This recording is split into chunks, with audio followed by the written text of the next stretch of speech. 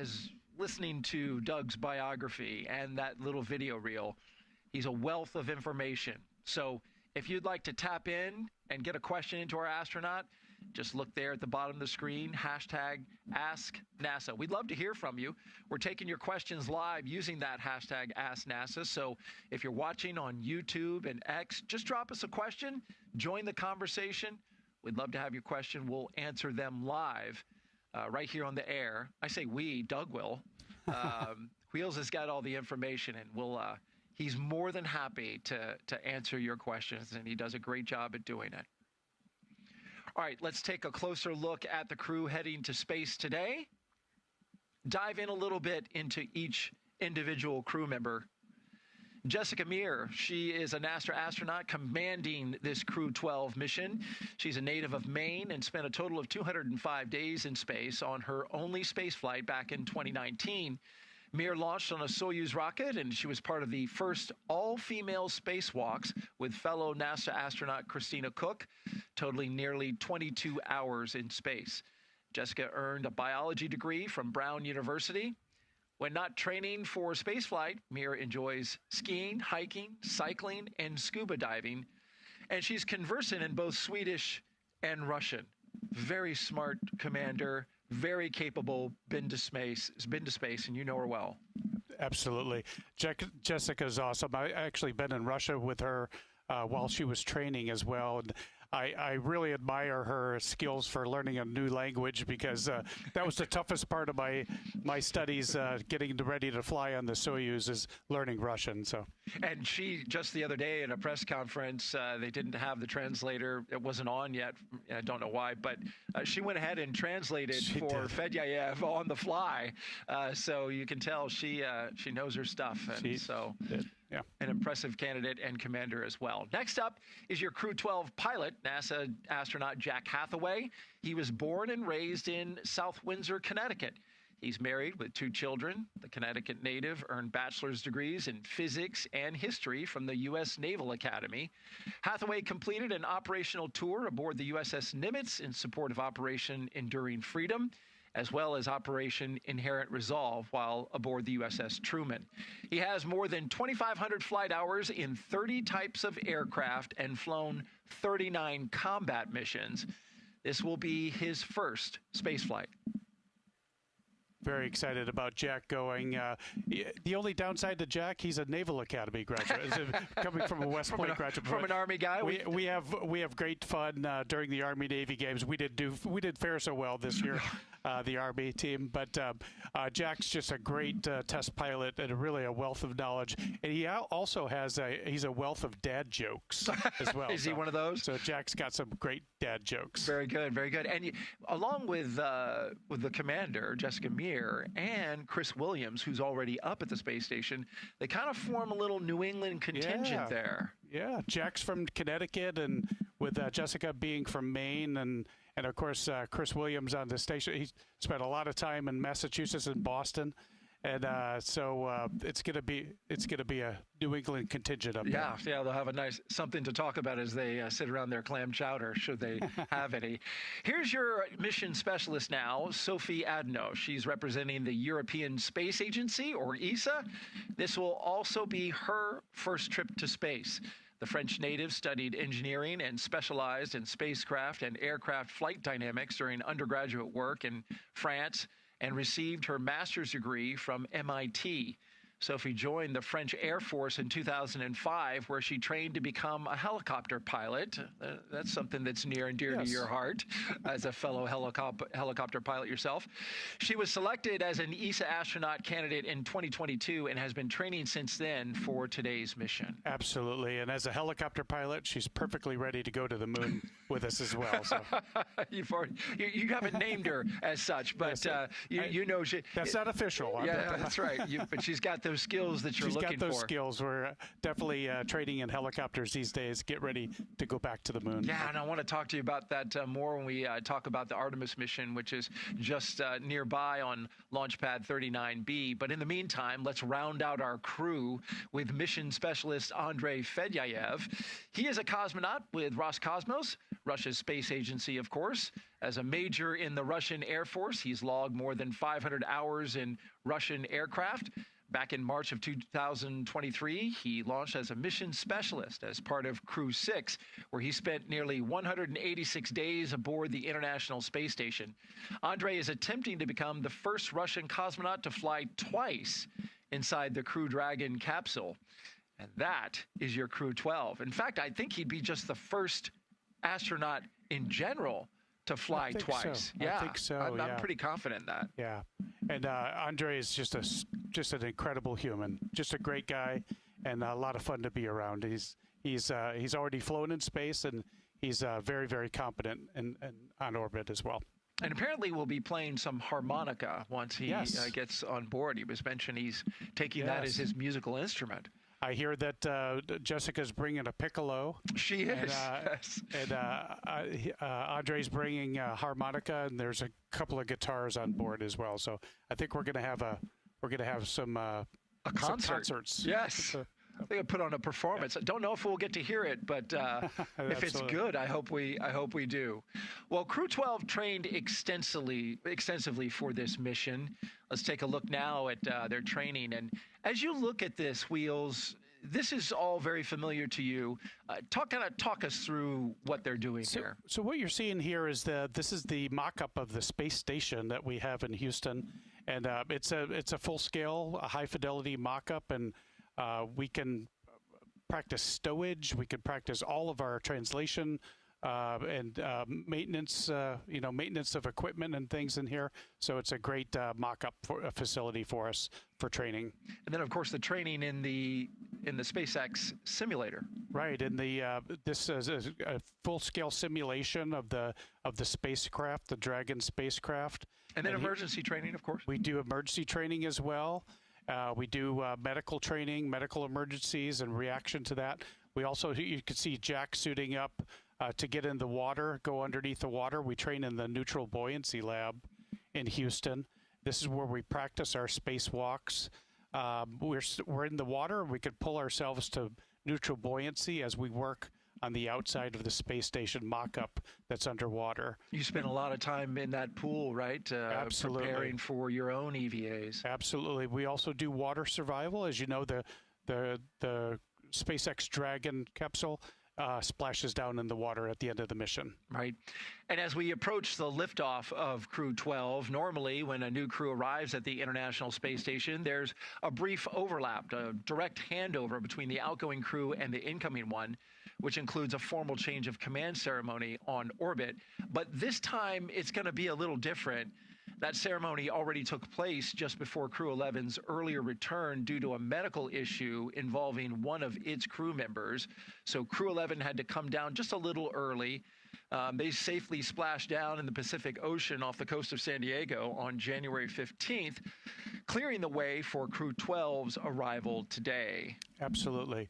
And we were able to do some of that handover in Houston before the crew came into quarantine. So a lot of that has been accomplished already, and we're getting ready to do a handover with Chris Williams once they get to space. Absolutely. And as Crew-12 gets ready to launch, here's a pre-launch tradition that we would like to share with you, the signing around the mission patch inside the operations and checkout building. Of course, this is inside crew quarters where the astronauts are there, and there they got their patch front and center, but they get to put one on the side and then sign it. That's awesome. Yeah.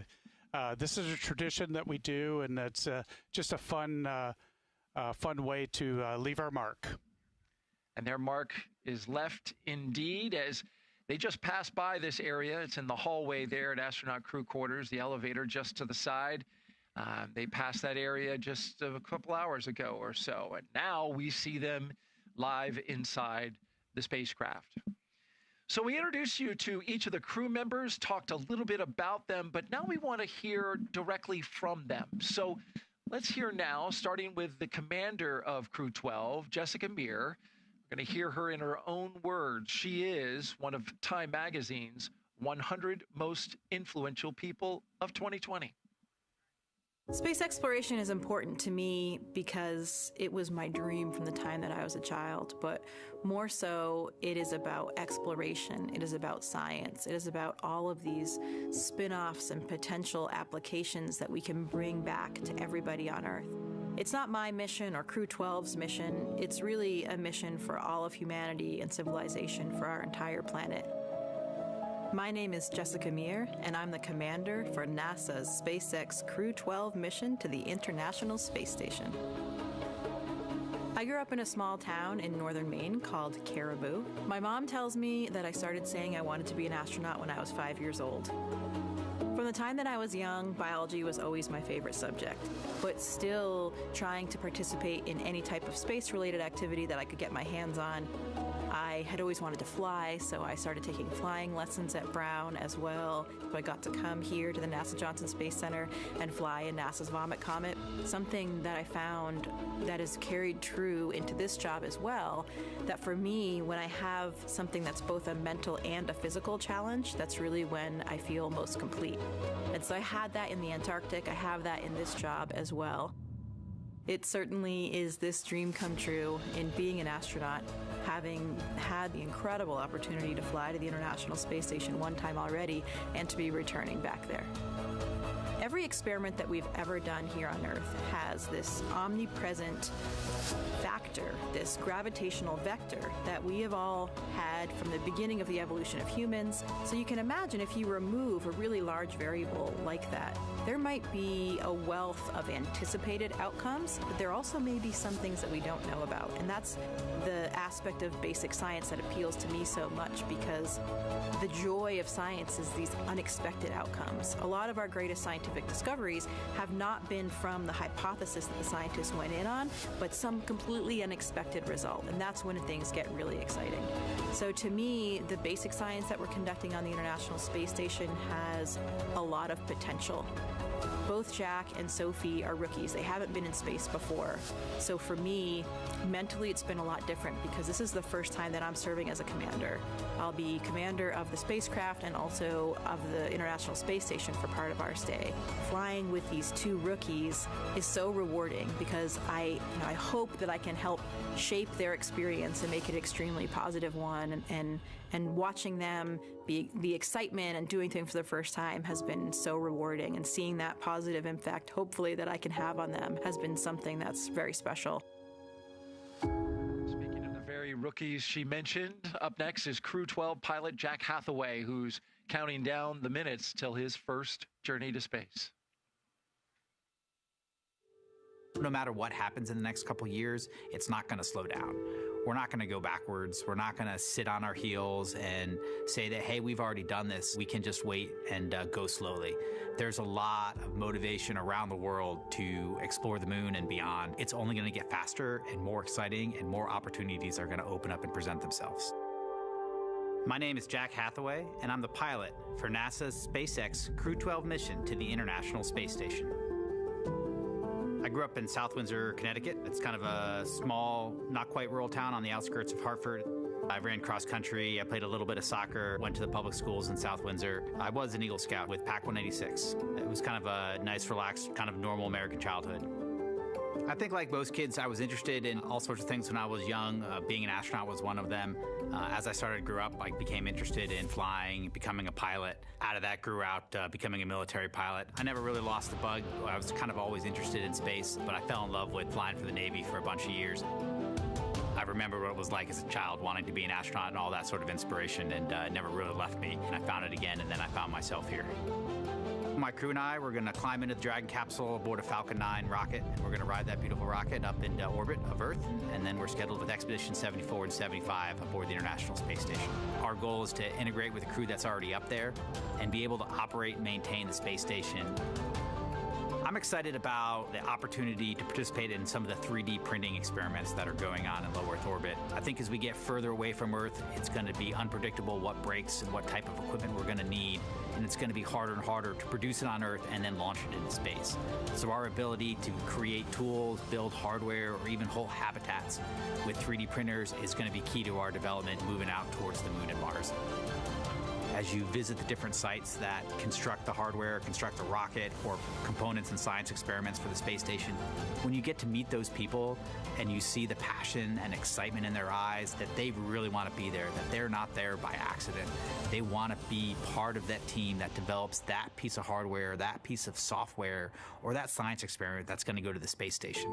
There's so many people around the world that are excited, passionate, and motivated to be part of human spaceflight. We have a short time on this Earth, short time in orbit, and someone else is going to have to pick up the reins after we move on to the next place. And it's important to inspire the next generation so they're ready, excited, and they can see what we've accomplished and then go even further. And today's launch will be just the second crewed mission ever to launch from Space Launch Complex 40, as you're looking at it live. That's there at the Cape Canaveral Space Force Station. Crew-9 launched in September 2024, carrying NASA astronaut Nick Hague and Russian cosmonaut Alexander Gorbanov, marking the first time humans had lifted off from Slick 40. And now we're back. The pad's inaugural launch was a Titan 3C back in June of 1965. Let's hear now from ESA astronaut Sophie Adeno on her first trip to the space station.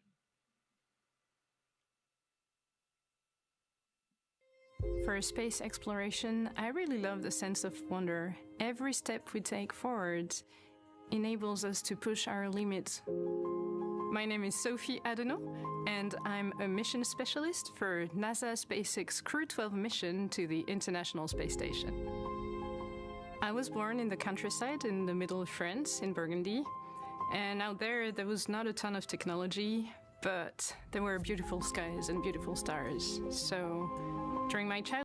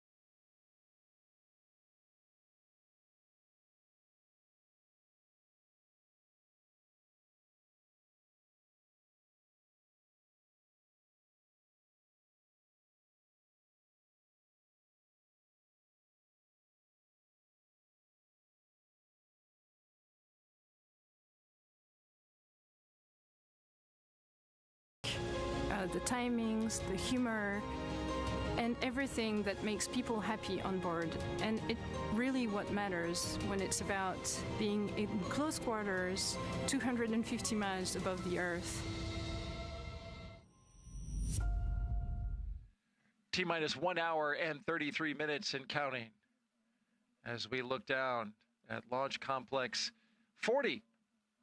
Finally, Roscosmos cosmonaut Andrei Fedyaev sharing his thoughts as he prepares for his second flight aboard Dragon to the International Space Station after making his first space flight. Dragon, SpaceX, for your awareness, closeout team has departed the crew arm.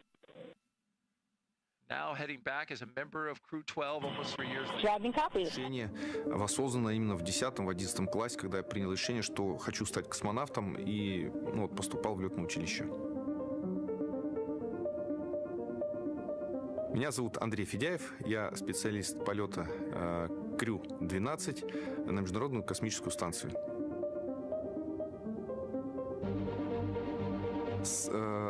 months. Колоссальный объект, и я знаю, что это самый дорогой объект, который человечество построило за всю свою историю именно совместно. То есть это огромнейший международный проект, который работает уже больше 25 лет. Недавно праздновали как раз в корабле «Драгон». В прошлый раз это была капсула Endeavour.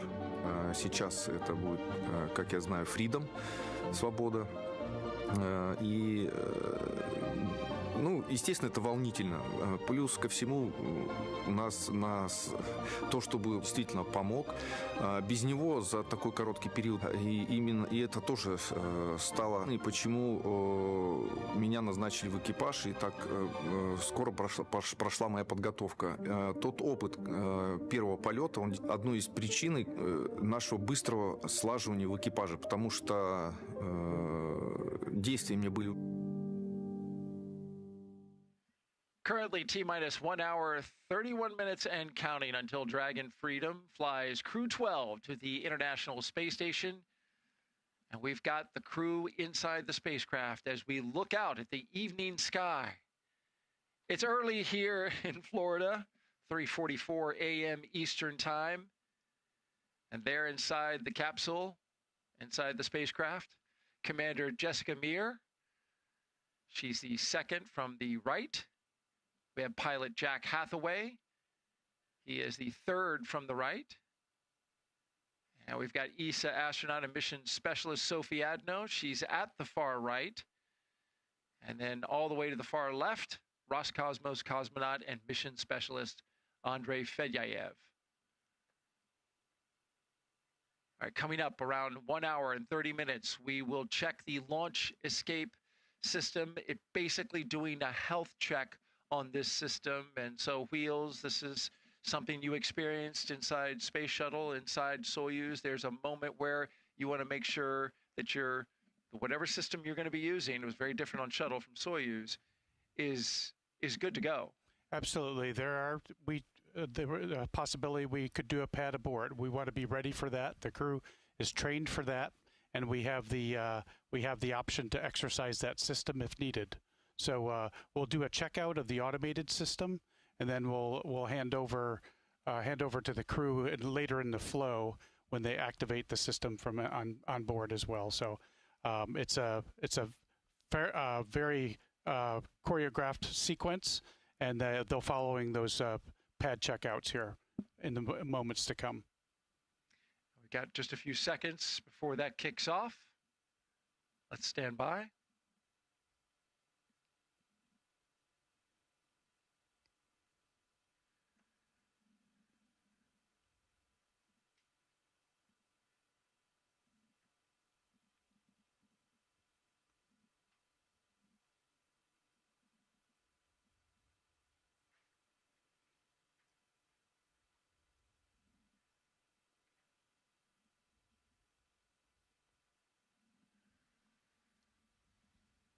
While we wait to hear that loop kick in, talk a little bit about the weather. You can see in the bottom right-hand side of your screen has our beautiful shot from our helicopter team here at the Kennedy Space Center, providing this live view, encircling Pad 40. Beautiful weather outside, especially for launch. We are now, according to Launch Weather Officer Brian Sizik, who's working this launch, we are now 95% go. That's up from 90. I'll take those odds. Those are great ones. A nice overnight launch.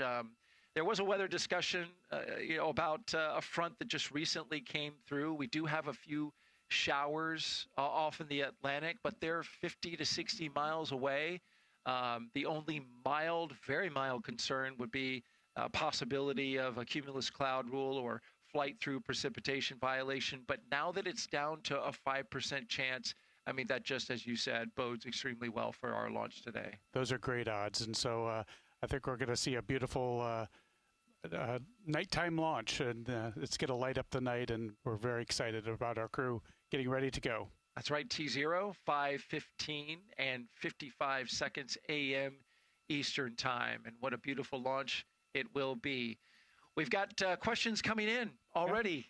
Folks up at this hour, but we've got people all around the world, and it different time zones. It could be, one of those good hours. So let's go ahead and take a few questions now and see what's on folks' mind as they probe the mind of wheels. Leroy Jones asks, what is the first thing astronauts like to do when they get released from quarantine?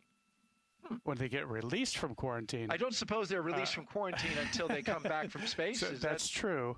That's true. So when they get out of quarantine, they're heading to their rocket. But coming back from space, it takes a few days of testing once you get back on the ground, and then you're released to see your families. Now, there's certain things they don't want us to do. They don't want us to drive for 45 to 60 days because of just sort of motion parallax and things, some other things that could be confusing to your brain once you get on the ground. So, and they're very reticent to let us run outside as well because your balance system is a little bit topsy-turvy when you first get back to Earth. It's like a toddler. I told my son, don't run, don't run. Is that something you have to tell yourself? True. Like, That's don't true. run. That's very true. And actually, when you get to space too, there are very basic things you have to sort of relearn in zero-G or micro-G. You have to learn how to brush your teeth, how to drink water, how to eat food, how to go to the bathroom. All these things you sort of have to relearn once you get to space. Maybe you don't feel like running either, right? I mean, you're aware of what you're capable of doing? Yes, absolutely. And there are obviously some muscle atrophy and some bone loss and things like that we experience on long-duration flight. And so those things can play havoc on us in rehabilitation as well. All right, great question. Thank you for that, and keep them coming. Just use the hashtag AskNASA on YouTube and X, and we may feature your question live. Let's talk ISS research now. Crew-12 is headed to the International Space Station where they will be doing their research. And here's a closer look now at how some of the great science work is happening up there in low Earth orbit to improve life for us here on Earth. The International Space Station isn't just a symbol. It's a powerhouse of cutting-edge science, constantly revealing secrets that defy Earth's limitations and drive us farther into the cosmos. Our mission is research and science. We have experiments mounted on the outside of the station that are looking at Earth. We study our own bodies and how they react to space, to weightlessness, to radiation, and that helps not only us go on further in future missions, but also helps for medical research back home. And then we study lots of different things as well, like materials, combustion, all sorts of things that help us understand life back on Earth. Yeah! Microgravity doesn't play by the rules. It flips them upside down, transforming how liquids flow, how flames burn, and unraveling biological mysteries before our eyes. I saw some heart tissues beating in space, and it was incredible. Photon, we see that top one beating. Looks like happy heart cells. But we're not just along for the ride. We're explorers, diving headfirst into the challenge and harnessing the power of this unparalleled platform, just as we have been for decades. We're on a relentless quest for answers, seeking to understand the intricate workings of the human body in space and ensuring future crews stay safe on their daring journeys beyond Earth's orbit. The human aspect of human space exploration is always going to be very important for decades to come.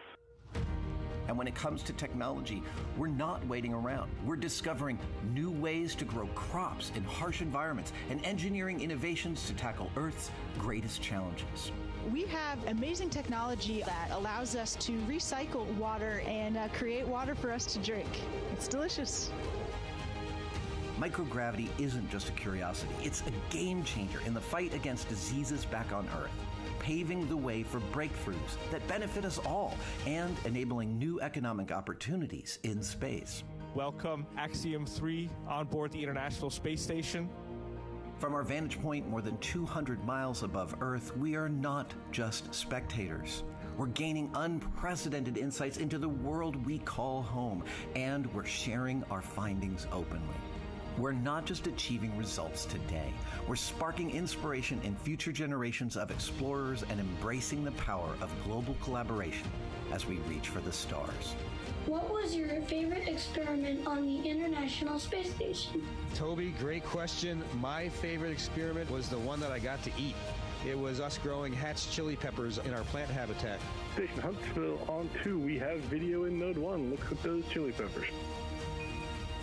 And as we soar through space at 17,500 miles per hour, each moment is a step closer to unlocking the mysteries of our Earth, our universe, and propelling our pioneering spirit even farther into space. So come along for the ride aboard the International Space Station. T-minus 1 hour, 22 minutes and counting. Let's take you inside Mission Control now in Houston, where flight controllers are continuously monitoring the International Space Station and the people on board. NASA's Anna Schneider is there live in Houston at Johnson Space Center. Anna, good early morning to you. Good morning, Daryl. Yes, I am joining you live from Mission Control Houston inside the International Space Station Flight Control Room at NASA's Johnson Space Center here in Houston, Texas. Currently on console, the Orbit 1 team of flight controllers continue to prepare for today's launch, led by Flight Director Garrett Hain.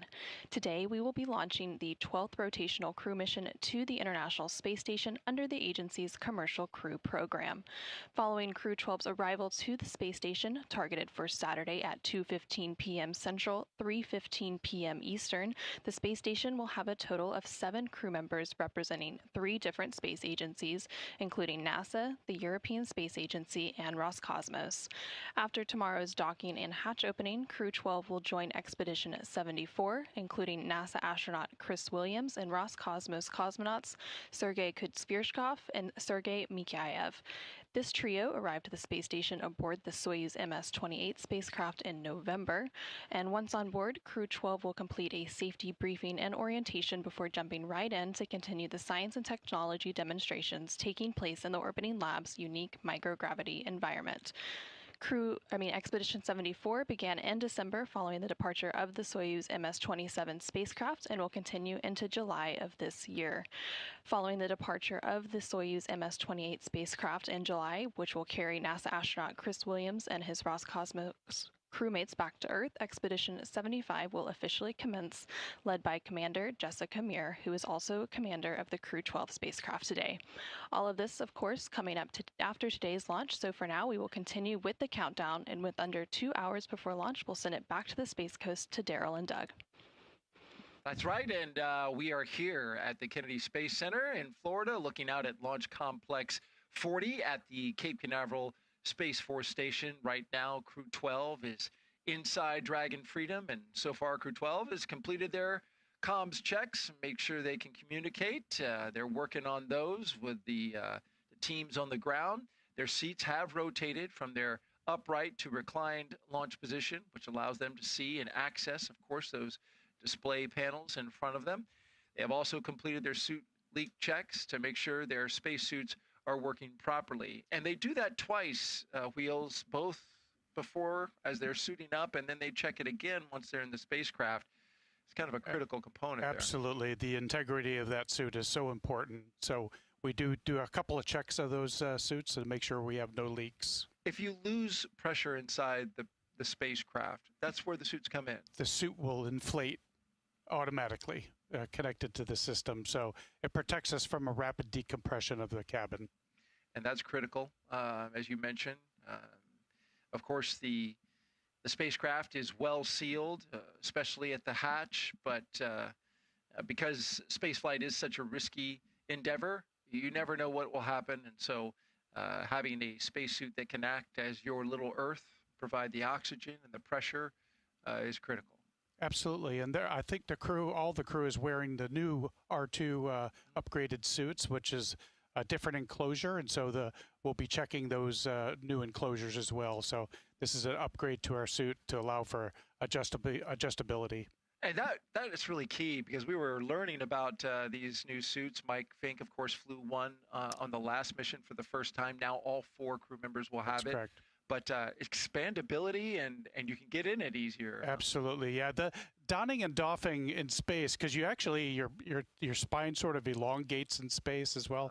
So when you get suited to come back home, you're a little bit bigger than when you are taller when you went up, and so sometimes it's a tight squeeze into those suits, and so helps with donning and doffing of the suit. All right, well, you know they've got to like that if you actually get taller in space. Coming up in a few minutes, we will expand our live coverage with teams in Hawthorne, California, to help us walk through today's launch and ascent. And of course, we have been asking you to submit your social questions and hashtag Ask NASA. And we've got another question now for you, Wheels. So let's answer some of those that came in.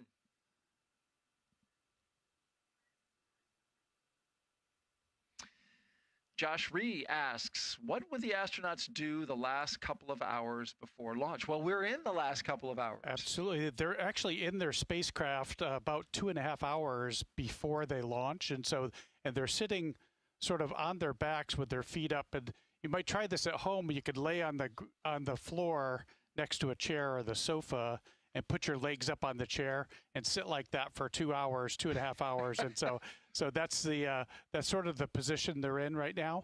And so it can be get a little uncomfortable. And so, but you can move around just a little bit to kind of, now other spacecraft that I flew with the Soyuz, and it was kind of a tight squeeze for me. And so your knees are up closer to your chest in that one. So, and the space shuttle was very similar to the SpaceX Dragon capsule as well.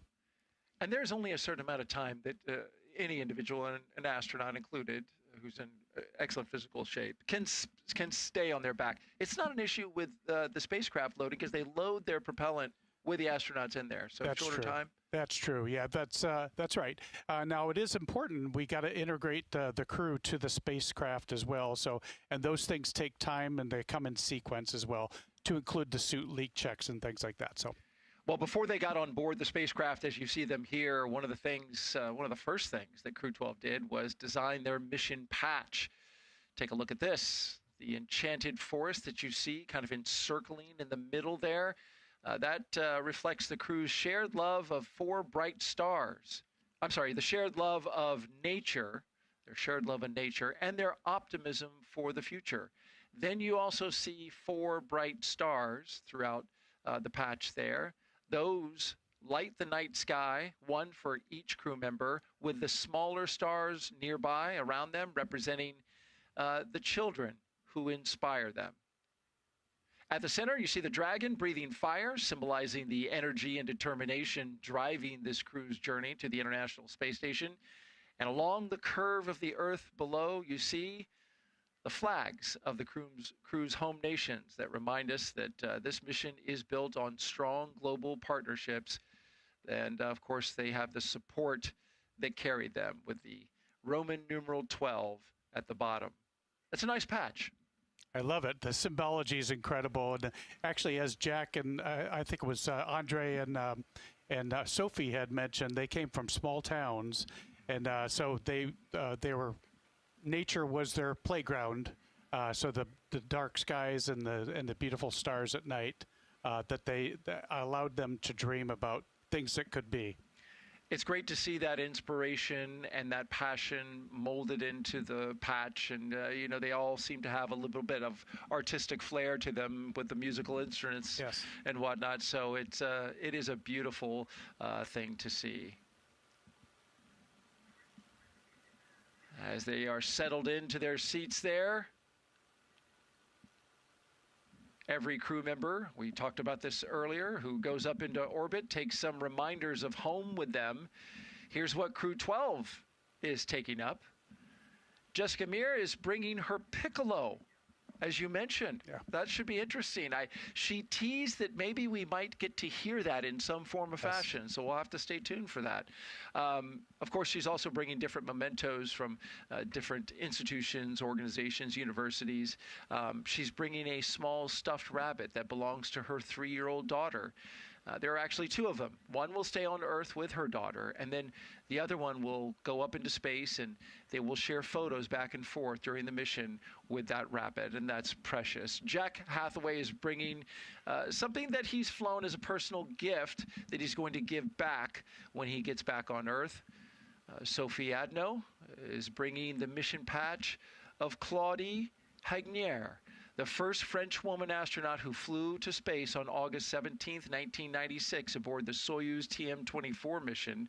Hagnier inspired Adno and so many people in France to do what she wanted to do in order to honor her. And so that, of course, inspiring her as an astronaut. And then Andrei Fedyaev is bringing a small thing, like some gifts that he's going to take up into space, then bring back and give them to friends. Absolutely. And you'll see the crew will reveal their zero-G indicator as well once they get to space. And so we'll leave that for the crew to tell us all about that when they release that zero-G indicator. Looking forward to that. Every single crew since going all the way back to the very first Demo 2 mission in 2020 brought a zero-G gravity indicator. So yes, we will await to see what this crew has in store for us.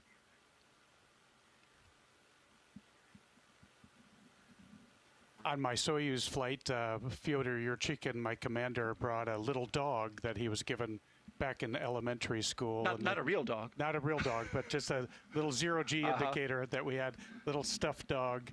And his teacher said to take this everywhere where you go and share your journey. His teacher from his earlier elementary school years. How about that? That's beautiful.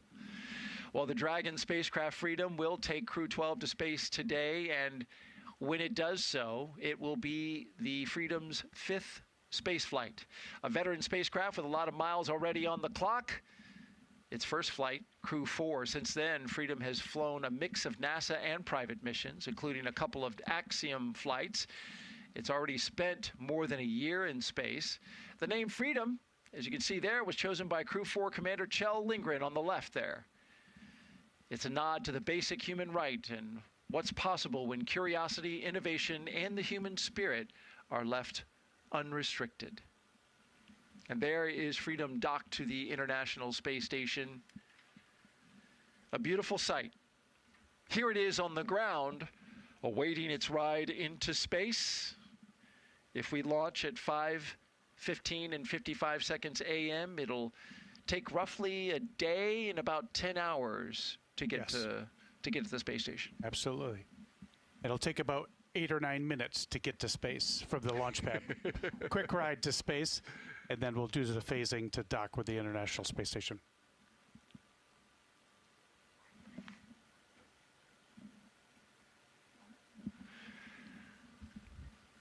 And welcome to those of you joining us for our live coverage of NASA and SpaceX's Crew-12 mission to the International Space Station. We are now inside the final hour, or roughly, we're getting close to the final hour before liftoff, currently at T-minus 1 hour and 10 minutes, as we move into this critical phase of the countdown. In a moment, we will be joined by our colleagues at SpaceX to reintroduce you to all of you out there watching. I'm NASA's Daryl Nail, and for the past hour, I've been joined by this man, Wheels, NASA astronaut and U.S. Army Colonel Doug Wheelock, a veteran space flyer who's been helping break down today's mission and answering your questions, and you've been doing a great job at it. We really appreciate it. I appreciate that, Daryl. So exciting to be here with you.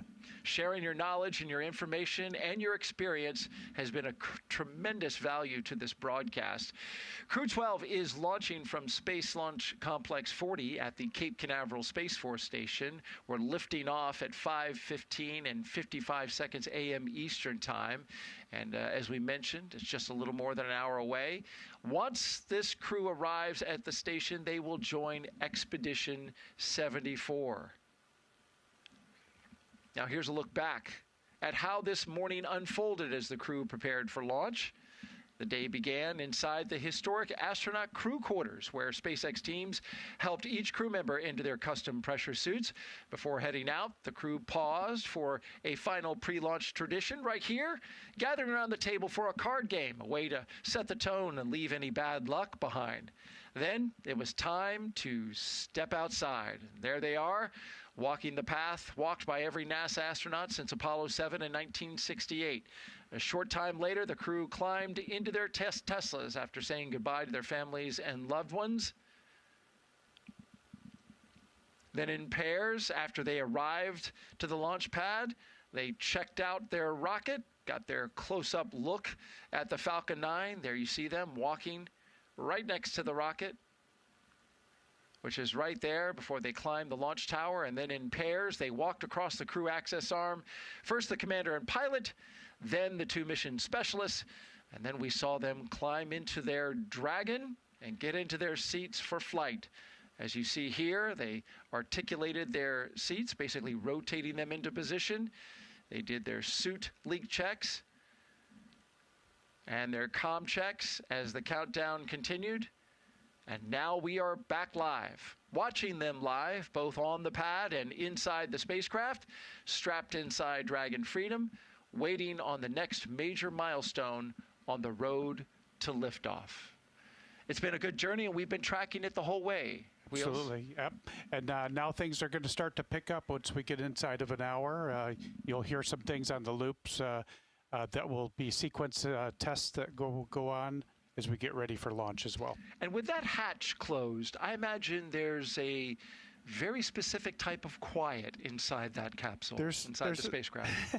There's a little bit of nervousness that goes on. I'm sure that Jack will provide some dad jokes to sort of lighten the atmosphere a little bit.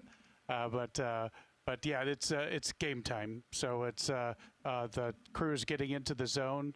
They're probably talking about maybe reviewing in their mind their initial steps, and so they're ready to go. All right, speaking of ready to go, at this time we're expanding our coverage to include our partners at SpaceX. So let's welcome in our team joining us live from Hawthorne, California. Good morning. Or in your case, good evening. Are you still on yesterday? Yeah, I think so. Well, no, it looks like you're with us. You're today. It's good morning. Thanks, Daryl. I'm Jessie Anderson, a senior production and engineering manager here at SpaceX. And I'm Sandra Jones with NASA Communications. We are excited to be joining you once again from Hawthorne. It is always a pleasure to be here, especially today as we count down to liftoff of Crew-12 just over an hour from now. As the name suggests, Crew-12 is our 12th operational mission with SpaceX, flying astronauts for long-duration missions to the International Space Station, and the 13th as a part of NASA's Commercial Crew Program with SpaceX. Today's crew will fly aboard Dragon Freedom, which first supported NASA's Crew-4 mission in 2022, and since then has flown several missions, including Axiom missions 2 and 3 and NASA's Crew-9. Crew-12 will be Dragon's 17th visit to the space station with crew on board and its 20th human spaceflight mission overall. So let's meet today's crew. In the commander's seat is NASA astronaut Jessica Meir, who spent a total of 205 days in space on her first spaceflight back in 2019 and was part of the first all-female spacewalks. She holds a biology degree from Brown University. Next to Meir is pilot Jack Hathaway, making his very first flight to space. The Connecticut native earned bachelor's degrees in physics and history from the U.S. Naval Academy, and he has more than 2,500 flight hours in 30 types of aircraft and has flown 39 combat missions during several military operations. Serving as a mission specialist is Sophie Adenau, representing the European Space Agency, or ESA. The French native studied engineering and specialized in spacecraft and aircraft flight dynamics during undergraduate work in France and received her master's degree from MIT. This will also be her first trip to space. And rounding out this crew is Roscosmos cosmonaut and mission specialist Andrei Fedyaev. As a major in the Russian Air Force, he's logged more than 500 hours in Russian aircraft. Back in 2023, he launched as a mission specialist as part of Crew-6, where he spent nearly 186 days aboard the International Space Station. Once on board the International Space Station, Crew-12 will become members of Expedition 74 and add to the milestone of over 25 years of humans living and working aboard the International Space Station. Crew-12 will contribute to hundreds of experiments aimed at advancing research and technology for missions to the Moon and Mars and to benefit humanity back on Earth. This research includes using the unique microgravity environment of the space station to study pneumonia-causing bacteria and how they can lead to long-term damage in the heart. This research could lead to new methods to manage cardiovascular health and infectious diseases here on Earth. So we're looking forward to hearing more about the research that continues to take place on Space Station later in today's broadcast and how it helps NASA prepare to return to the Moon and go on to Mars. But for now, let's check in with another member here in Hawthorne, Kate Tice. Kate, how's it going? Hey, Sandra, thank you, and good morning to all of you watching. I'm Kate Tice, Senior Quality Systems Engineering Manager here at SpaceX, and I'm excited to be joining you again today from right outside Mission Control in Hawthorne, as you can see just over my shoulder. Now, as we continue to count down to launch, we'll walk you through what to watch for as the clock nears T0. It continues to be a smooth countdown, and we're looking good for an on-time liftoff at 5:15 a.m. Eastern Time from Space Launch Complex 40 in Florida. Coming up here at T-minus 45 minutes, we'll be listening for the team to report their readiness for propellant load with a final go, no-go poll. Now, here on the ground in Hawthorne, Mission Control is staffed around the clock to monitor Dragon and the mission all the way from launch to docking. The same teams that you see right there on your screen today will hand off the mission from shift to shift, maintaining continuous awareness from liftoff through rendezvous and docking with the space station and all the way through splashdown when the crew returns home. Inside that room there, Mission Control, there are 6 key positions on console today, and each of them are focused on a specific aspect of the mission. The mission director is the person leading the room. They coordinate the team and make real-time decisions to ensure mission success. The mission director, who you will hear referred to as MD when we talk to them on the nets. Dragon, SpaceX, for your awareness, ground is stepping into cycling the orbit tank isolation valves to equalize low flow pressure. Dragon copy. All right, so the comms there, I'll get to that person in just a moment. The mission director who I was referring to, that individual also supports the Falcon launch director, or LD, during the countdown.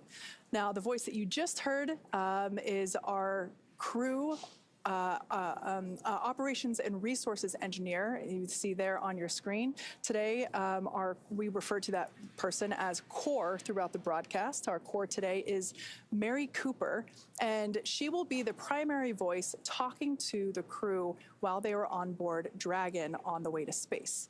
Now, the remaining operators are focused on Dragon systems, including avionics, guidance and control, software, propulsion, life support, and coordination with ground support teams. And across the country, our Falcon 9 and Dragon teams, along with key NASA launch personnel, are stationed in the Launch and Landing Control Center at SpaceX's Hangar X in Florida.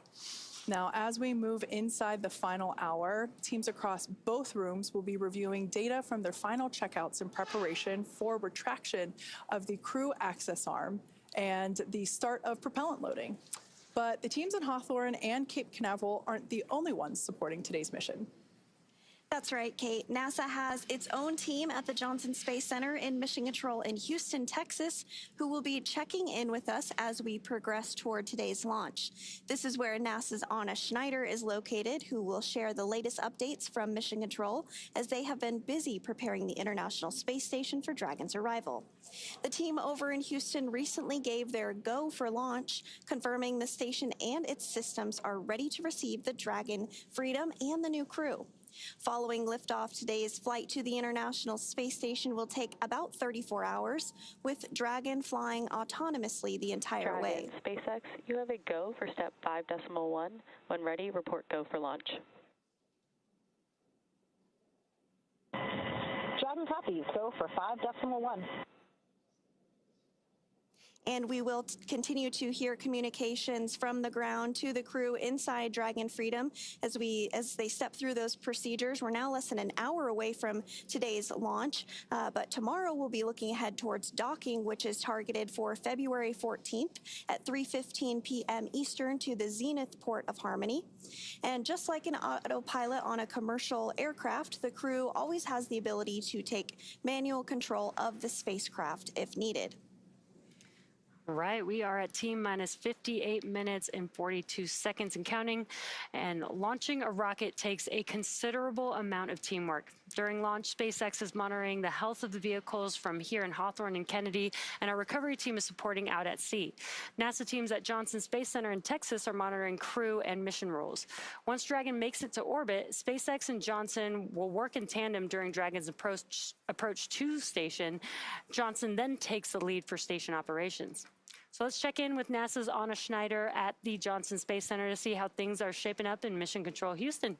How's it going, Anna? Hey, thanks, Jesse, and welcome back to Mission Control Houston inside the International Space Station Flight Control Room at the Johnson Space Center here in Houston, Texas. We are, of course, here in the hub of human spaceflight for NASA. Currently on console is the Orbit 1 team of flight controllers being led by Flight Director Garrett Hain, and this team of flight directors recently pulled a go for launch, which means the International Space Station is ready for Crew-12 to lift off and begin their journey to the orbiting laboratory. At the time of launch, the space station will be traveling 260 miles over the South Pacific east of New Zealand. Docking is targeted for tomorrow at 2:15 p.m. Central, 3:15 p.m. Eastern, and in the home stretch of the rendezvous tomorrow, NASA and SpaceX flight controllers will enter into integrated operations. During integrated operations, both flight control teams will conduct a series of go, no-go polls for Dragon Freedom as it closes in to docking to the zenith or space-facing port of the station's Harmony module. Rotational missions like Crew-12 help NASA to continue to maximize the important research and technology demonstrations made possible only in the International Space Station's unique microgravity environment. The International Space Station is critical for NASA as it prepares for future low Earth orbit destinations. Working alongside U.S. commercial partners, NASA is enabling the development of sustainable destinations that will maintain America's presence in low Earth orbit and continue to support groundbreaking research. The space station also helps us to better understand and overcome the challenges of long-duration spaceflight, which will be necessary for a long-term presence on the moon and crewed missions to deeper into the solar system, including Mars. That's all for me here in Mission Control Houston for now, and with that, we will hand it back to the Kennedy Space Center with Steve Seiseloff. Good morning, everyone. I am here with NASA Administrator Jared Isaacman. And Mr. Administrator, you've talked a lot about low Earth orbit research and its value, both in terms of research and in terms of crew training. What do you see for the International Space Station during your term? Well, first of all, I mean, the International Space Station is such a success story already. I mean, you know, between the international cooperation it took to build it, you're looking at maybe one of the greatest engineering accomplishments, you know, in modern history. I mean, 25 years of continuous operation up there. I think the goal right now is to maximize the remaining life on it to the greatest extent possible. So, you know, as our astronauts prepare to go up and undertake the mission that Crew-12 is launching on right now, the idea is to get the highest potential science and research up there to unlock and ignite an orbital economy so that someday we have lots of you know, commercially operated space stations in low Earth orbit, and also to demonstrate a lot of the technology that we intend to use on lunar missions and a lunar base in the future. A great example would be it's a great testing ground for future lunar EVA suits to be able to exercise that on the space station. So we're going to make an awful lot of use of the station over its remaining life. We're going to keep our crews extremely busy up there. And also, we're preparing this morning to launch Crew-12 to low Earth orbit to the International Space Station, and then going to send another crew around the moon in just a few weeks. Space agencies don't typically do those kind of missions right on top of each other. What does that say about NASA? I'd say we're just getting started right now, but you're certainly seeing American space capabilities being showcased. We were able to bring Crew-11 home early while pulling forward Crew-12, which is obviously getting ready to launch in less than an hour right now, while we have crews out there testing for Artemis 2. We're doing a series of kind of mini wet dress rehearsal tests today. Make sure we give that vehicle the highest probability of success to get off the pad in early March. What a great problem to have! Multiple crew-rated vehicles out on the pad right now. I hope this becomes more commonplace to such an extent that maybe in the years ahead, having 2 vehicles ready to go to space with astronauts seems like an easy day. Excellent. Well, there you have it. Words from our new NASA Administrator, Jared Isaacman. And we're going to go back to Daryl Nail. All right. Thank you very much, Steven and Administrator Isaacman. Great to hear from him as, we see this shot orbiting Launch Complex 40. This is something that our administrator was zipping around in his own F5 just recently with an employee, and we're going to have an interview with that employee coming up later in the broadcast. But in the meantime, here's a closer look at the mission and what Crew-12 will have to look forward to during their long-duration stay aboard the International Space Station. The purpose of commercial crew missions is to have an opportunity to launch astronauts to low Earth orbit and beyond from American soil. We want to have multiple ways of getting to and from the space station. The whole idea of launching on a commercial spacecraft is so that NASA, ESA, and the others can focus on further exploration. When Crew-12 launches to the International Space Station, our goal is to integrate with the crew that's already up there and be able to operate and maintain the space station. While we're there, we're going to do all sorts of upgrades to the space station. We're going to maintain current experiments, start new experiments. We do research on the International Space Station because it provides a very unique and novel environment that we cannot replicate here on Earth. Every experiment that we've ever done here on Earth has this omnipresent factor, this gravitational vector. So you can imagine if you remove a really large variable like that, there might be a wealth of anticipated outcomes, but there also may be some things that we don't know about. And that's the aspect of basic science that appeals to me so much, because the joy of science is these unexpected outcomes. The ultimate goal is to really understand how human body works in space and how to build technologies that are more sustainable and more reliable for future exploration. All of the results from this research that we have can now be applied to an even more challenging environment to understand more of what it's going to be like to live and work around the moon and hopefully soon on the surface of the moon. The same is true for Mars. International cooperation is so important because space is really challenging. I think one of the great parts of the International Space Station is that we do it all together as a human race, as humanity pushing forward out into the stars. It's like the ultimate potluck dinner. Everyone brings its signature dish, its own expertise, and then we're sharing and gathering, sharing resources, sharing knowledge, sharing scientific experiments. I think it's part of human nature that we use this exploration to make our lives better here at home and then also satisfy that natural human curiosity to see what's over that next hill. If we didn't have this within us, this inherent capacity to look around the corner, to go further, we never would have even uncovered all of the continents or oceans on this planet. It pushes us to imagine more, to find solutions. It is about exploration. It is about science. It is about all of these spin-offs and potential applications that we can bring back to everybody on Earth. Pushing the boundaries is kind of natural for me, and natural, I think, for a lot of people to want to see where we can go next and what is the next thing that we can develop. And for me, it's all about sharing this mission. It's not my mission or Crew-12's mission. It's really a mission for all of humanity and civilization, for our entire planet.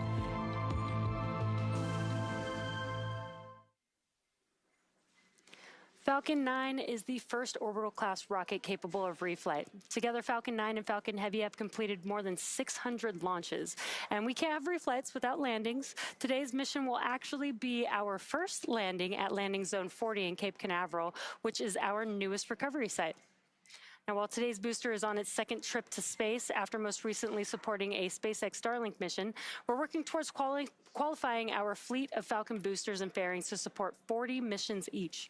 Reusability allows SpaceX to refly the most expensive parts of the rocket, which in turn drives down the cost of space access. Our current Falcon 9 flight leader has flown 32 flights, and across the fleet, we've completed more than 500 reflights. Another innovation SpaceX has been working on is the intravehicular spacesuits, or IVA suits, that astronauts wear during Dragon missions. The new IVA suit debuted during the Crew-12 mission last year, worn by NASA astronaut Mike Fink.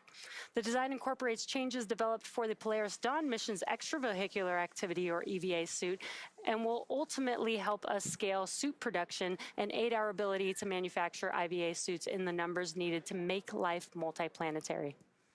And for today's mission, all astronauts on board are wearing the new IVA suit. And the Crew-12 astronauts are staying comfortable in their spacesuits right now as they prepare for liftoff, now in 48 minutes from now. They'll remain suited up through the launch portion of today and during dynamic events, but once on orbit, they will be able to get out of their spacesuits and get comfortable for the remainder of the ride uphill before getting suited back up shortly before docking to the International Space Station for their science and research mission as a key stepping stone to NASA's Moon to Mars efforts. SpaceX shares NASA's goal of returning to the moon, approaching the mission with the same determination that returned human spaceflight capability to America under NASA's Commercial Crew program, and building a self-growing city on the moon in the next 10 years. To unlock that future, SpaceX's HLS team has completed dozens of milestones tied to developing systems, infrastructure, and operations needed to safely land astronauts on the moon. While many of SpaceX's remaining HLS milestones are tied to flight tests, such as ship-to-ship propellant transfer demonstration, SpaceX is fabricating a flight-capable Starship HLS cabin that will demonstrate high design maturity for the system supporting humans on the moon and provide a highly realistic training experience for future astronauts. With NASA's Artemis campaign, we are exploring the moon for scientific discovery, technology, advancement, and to learn how to live and work on another world as we prepare for sending humans to missions to Mars. The upcoming Artemis II mission will carry NASA astronauts Reed Wiseman, Victor Glover, Christina Cook, and CSA astronaut Jeremy Hansen on a 10-day test flight mission around the moon to prove out key systems on the Orion spacecraft ahead of a future lunar landing mission.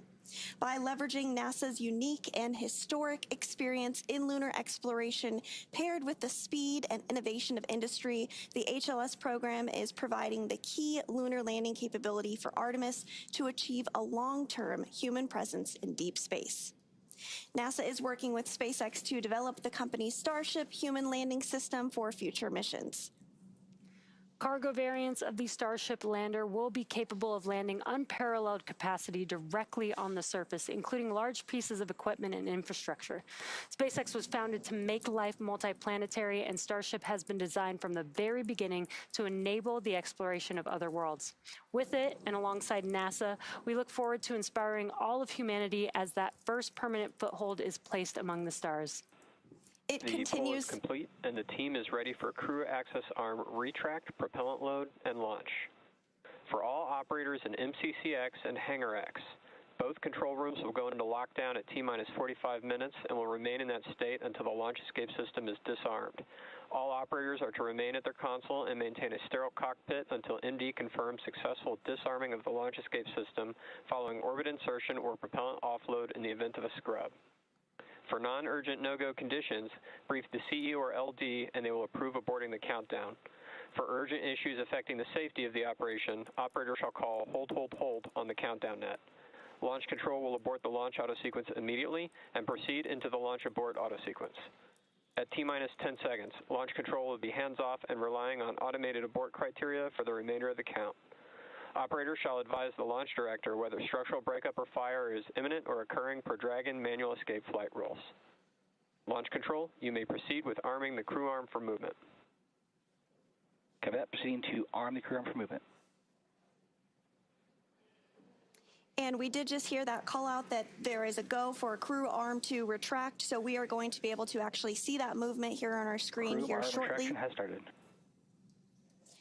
So as you're watching that on your screen, we also got a call out for propellant load. This is a milestone that we're going to be following along throughout the next 44 minutes or so before launch, and we'll keep you apprised of updates as that moves on. And it continues to be an exciting time in human spaceflight, both for lunar missions and, of course, a little closer to home. Speaking of, let's get back to today's mission to the International Space Station and check in with Kate on the status of the countdown. Kate?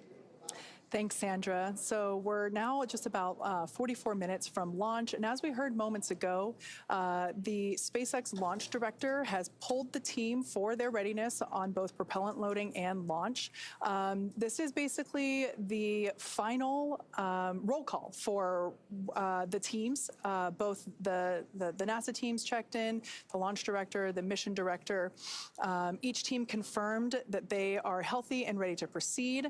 Now, that poll is performed electronically, so we didn't actually hear any call outs from each person, but it was all done electronically. Now, like we mentioned earlier, Falcon 9 and Dragon teams, along with key NASA launch personnel, are stationed at the Launch and Landing Control Center at SpaceX's Hangar X in Florida.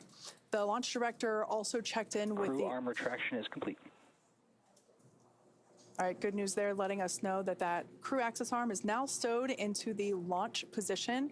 That is one of the final physical changes that we'll see to the pad. Now, the launch director also checked in with the Dragon mission director, who we hear referred to as MD, as well as the NASA operations manager, to confirm alignment across SpaceX and NASA before moving forward. So, right now, the crew continues to be seated comfortably inside Dragon. That crew access arm has been stowed. Next up will be arming the launch escape system to prepare the spacecraft's emergency systems before departure. Once the launch director gives or what we saw before was the launch director giving the go-ahead for that crew access arm. And so up next will be that. SpaceX, you have a go for step 6.3, close visors and arm launch escape system. Dragon copies. We're ready to close visors and arm the launch escape system.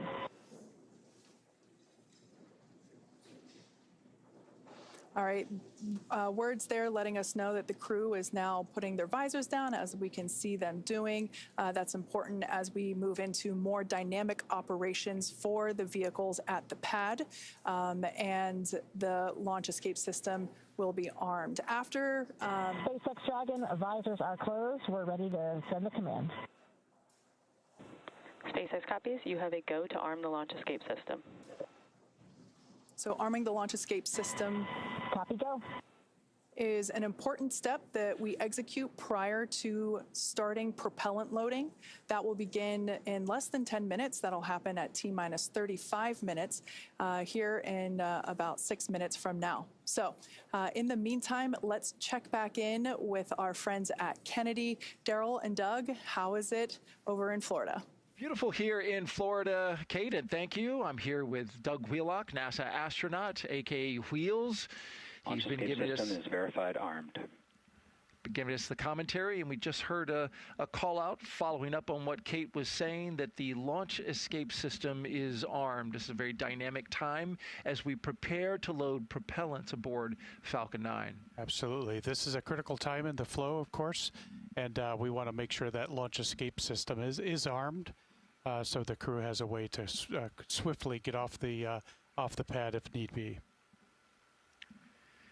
And of course, you train for this, Wheels. This is not something that is, just an easy ride. I mean, if that thing were to need to pull off the top of that rocket, it's going to come up there with a lot of G-force. You had mentioned, like, what is the time when the crew really starts to tighten up, and when that access arm swings away, then it starts to get real. It's game time now, and so things get a little less jovial inside, and people have their game face on, and they're getting ready to march through these sequences.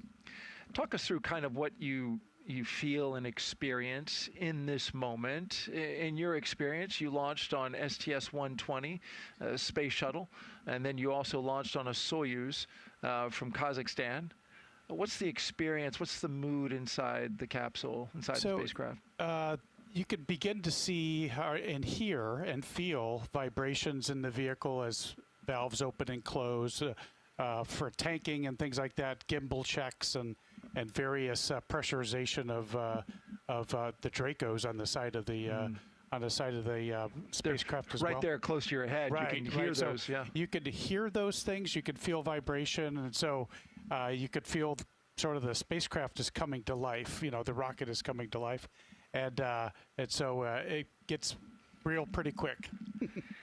Our next major milestone that we're awaiting is the loading of propellant, and this is happening at T-minus 35 minutes. This is standard for SpaceX. This is when they begin a automated sequence that will tank both the first stage and the second stage with propellants. They use RP1 as their main fuel, and of course liquid oxygen as the oxidizer. And once that starts kicking into gear, that sets forth that automated system that takes us all the way to T0. Yes, you'll be able to see these are highly chilled propellants that will go into the rocket, and so you'll begin to see clouds forming around the rocket as it fills with fuel and propellant and oxidizer. And you'll be able to kind of tell how full the rocket is getting as it kind of marches up the stack. And so then you'll eventually see venting as well, and that's perfectly normal. That's the Dragon and the rocket, Falcon 9 rocket coming to life. And we can already see some of the venting of from the liquid oxygen tanks that are on the ground there as the wind swirls around. We've got great weather for launch today, 95% go from our launch weather officer, Brian Cizik, who is handling the mission weather-wise for today. And you're also looking at what is the new home for commercial crew launches, Launch Complex 40 at the Cape Canaveral Space Force Station. This will be the designated place for all commercial crew launches to go from, unless there's something, the pad is needed for something else and there's a conflict. They could go back to pad 39A where commercial crew started. Tanks will be venting for the start of propellant load. Expect loud venting. There's some of the noises you were talking about, sure. And so they're saying, hey, you know, beware. But just to finish the thought there, 39A, it'll serve as now a backup launch pad for commercial crew. Absolutely. It's very exciting to bring these new pads to life, and we're getting very busy. And as Administrator Isaacman had said, it's a great time to be in the space business. That's right. Really wonderful to be here on the Space Coast and see these pads coming to life. Crew-12 strapped inside Dragon Freedom, currently getting ready for its 5th flight, following Crew-4, Axiom 2 and 3, and Crew-9. It'll be riding on booster Falcon 9, of course, 1101-2, its 2nd flight. Previously, this booster flew on a Starlink flight not too long ago, Doug, and this is something that SpaceX, champions well in their program, and that's the reuse of their boosters. It's so wonderful to see the reuse of these things. I heard them speak of they're trying to certify for 40 launches on these reusable pieces, which is just amazing. And just really the cost savings and also the reusability and just the time savings as well to turn around flights. It's really wonderful advancement in our technology.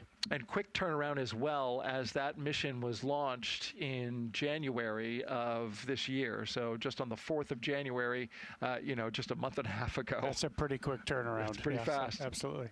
And we are counting down, it feels like pretty quickly, down to the kickoff of the propellant load, T-minus 35 minutes. We're just a few seconds away from listening in to this critical milestone on our countdown to liftoff at 5:15 and 55 seconds a.m. Eastern Time.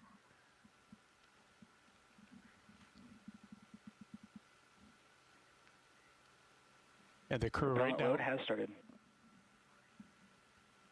You heard the propellant load is starting. The crew is reviewing their procedures probably in their mind steps. We go through boundaries on Ascent, and so they're no doubt reviewing those things in their mind as well to prepare for what they should hear, what they should feel, and then their actions if they don't see or hear those things.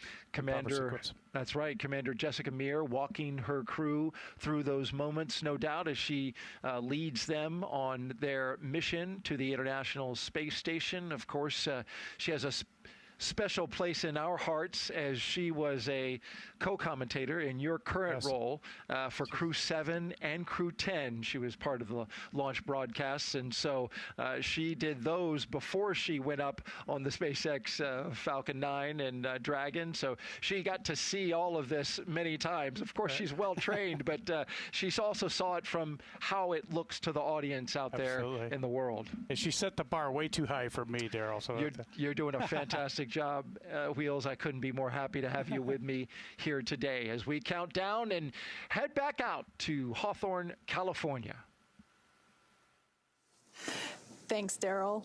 Now, as we heard the call out earlier, propellant loading of both RP1, that's that rocket grade kerosene, as well as super chilled liquid oxygen.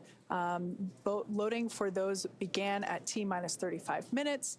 Everything is looking good for both Falcon 9 and Dragon at the moment. Teams are working, no major issues. The range is green and weather is looking awesome. Our percent of violation of launch requirements for the weather, those are the rules that we have to follow in order to make sure that we're able to launch. We only have a 5% chance of violating those rules, so that's pretty good for Florida. Now, soon we'll hear the SpaceX launch director inform the crew when loading of cryogenic helium will begin. We'll first see that occur on stage 1 at T-minus 30 minutes, and then stage 2 will begin its cryogenic helium loading about 4 minutes later. Now, stage 2 RP loading should wrap up at T-minus 20 minutes and 30 seconds.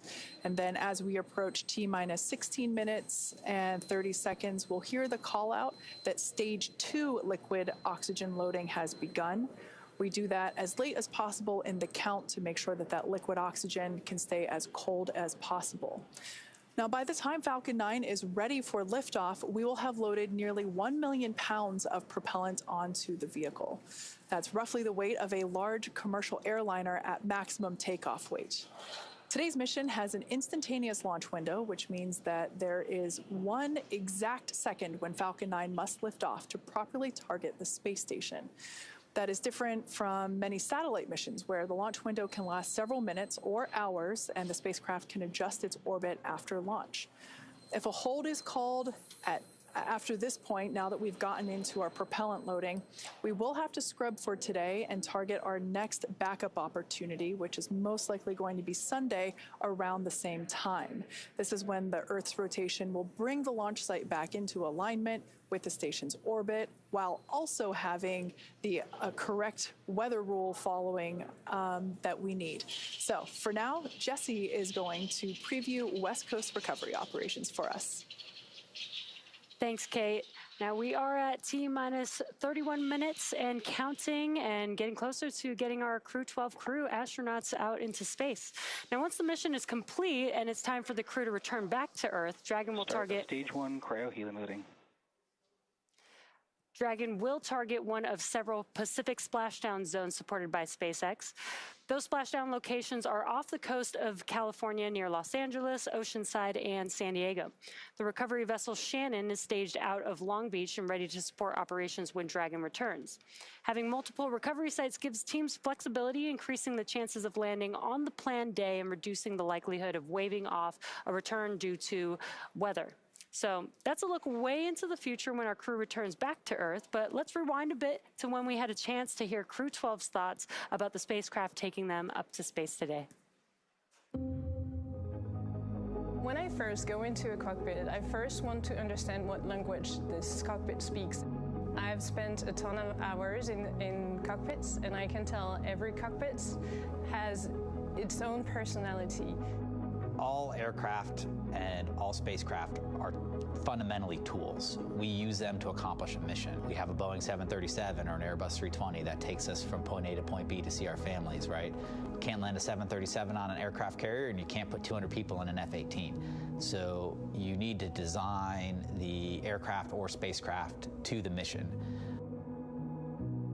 The Dragon model was really more for not completely autonomous vehicle with, the future implication of having non-professional astronauts flying in this vehicle. So really designed for a different type of outcome, and that makes this vehicle much more autonomous. There's less real kind of stick and rudder type action, in terms of flying an aircraft.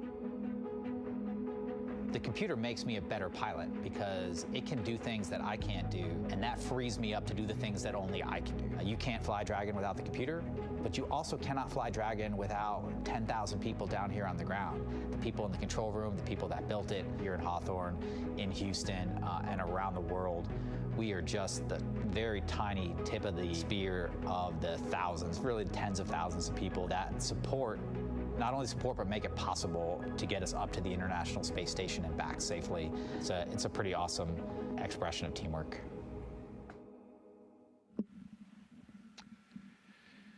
Since Administrator Jared Isaacman took over at NASA, he's been giving special flights to employees who stand out in their area and are exceptional in many ways in his own F-5. And so now, joining us is one of those employees. He's with NASA's Steven Sisloff, who is with the Ground and Missions Operation Manager Daniel Forrestal. Steven. Hey, thank you, Daryl. We are here with Daniel Forrestal. He is the manager for ground operations and mission operations for Commercial Crew Program. And Daniel, one of your tasks, this is the second crewed launch from Space Launch Complex 40 over on Cape Side. One of your tasks was getting Space Launch 40 ready for human-rated missions. What went into that work? Yeah, that's right. So SpaceX has been launching rockets from 40 for years before we man-rated it. And so we had to do a lot of hardware upgrades. We had to add a crew access tower, a crew access arm. We had to make sure we had emergency egress systems in place for the crew. And then not just the technical, we had to make sure that the operations were good. It looked similar launching from 39A and 40, but we had to make sure that the operations were seamless and that we had everything ready to go to get the crew up and down the tower and get the launch off. Excellent. And while you were doing that for Crew-12, you also had to keep in the back of your mind that Artemis II was making its mission preparations for its flight around the moon. You share resources in different ways. Mm-hmm. What went into some of the work to deconflict the preparations for those and make sure everybody had the resources that they need? Yeah, absolutely. So this is something that we've been working on since really the end of last summer when we saw that their launch windows were lining up together. It's really unprecedented. We had never had a time with two manned rockets ready to go at the same time. And so just making sure that resources from propellants to people who support both launches to the astronaut crew quarters where we got the crews in quarantine together potentially. We had to take it step by step, make sure that we were ready to go. And we had to run different iterations depending on who went first and in what order and what timeline and how much time separated the two missions. It was a good problem to have. It was a complex problem, but one I hope that we get to do a lot here as the spaceport gets busier in the future. Definitely. Beginning stage 2 cryo-helium vent shortly, spec cloud venting. And as Daryl was suggesting, you were one of the first NASA employees to take a reward flight, a reward for the service that you've put in, the expertise that you provide, and you flew with Jared Isaacman, the NASA administrator, in his supersonic F-5s. What was that day like? I'd imagine you got a few jealous emails. Oh yeah, it was incredible. I've gotten lucky enough to do a lot of really cool things here at NASA. Flying in a fighter jet was never on my list, but man, seeing Kennedy Space Center from the air was just a magnificent sight. And then they took us out over the water and we did acrobatics, and it was like a souped up roller coaster out there. And so it was just an incredible experience, was hanging on the whole time, and really honored to be able to be selected to do that, and hopefully something that a lot of people get the chance to do here in the future. Excellent. Well, congratulations for that.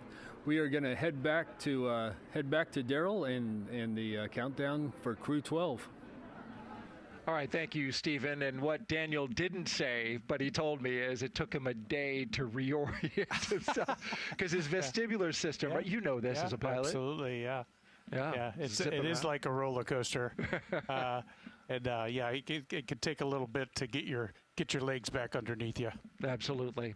Well, Crew-12 is getting ready to jump in full strength and dive into a full slate of science aboard the International Space Station. Here are just a few of the investigations they'll be working on.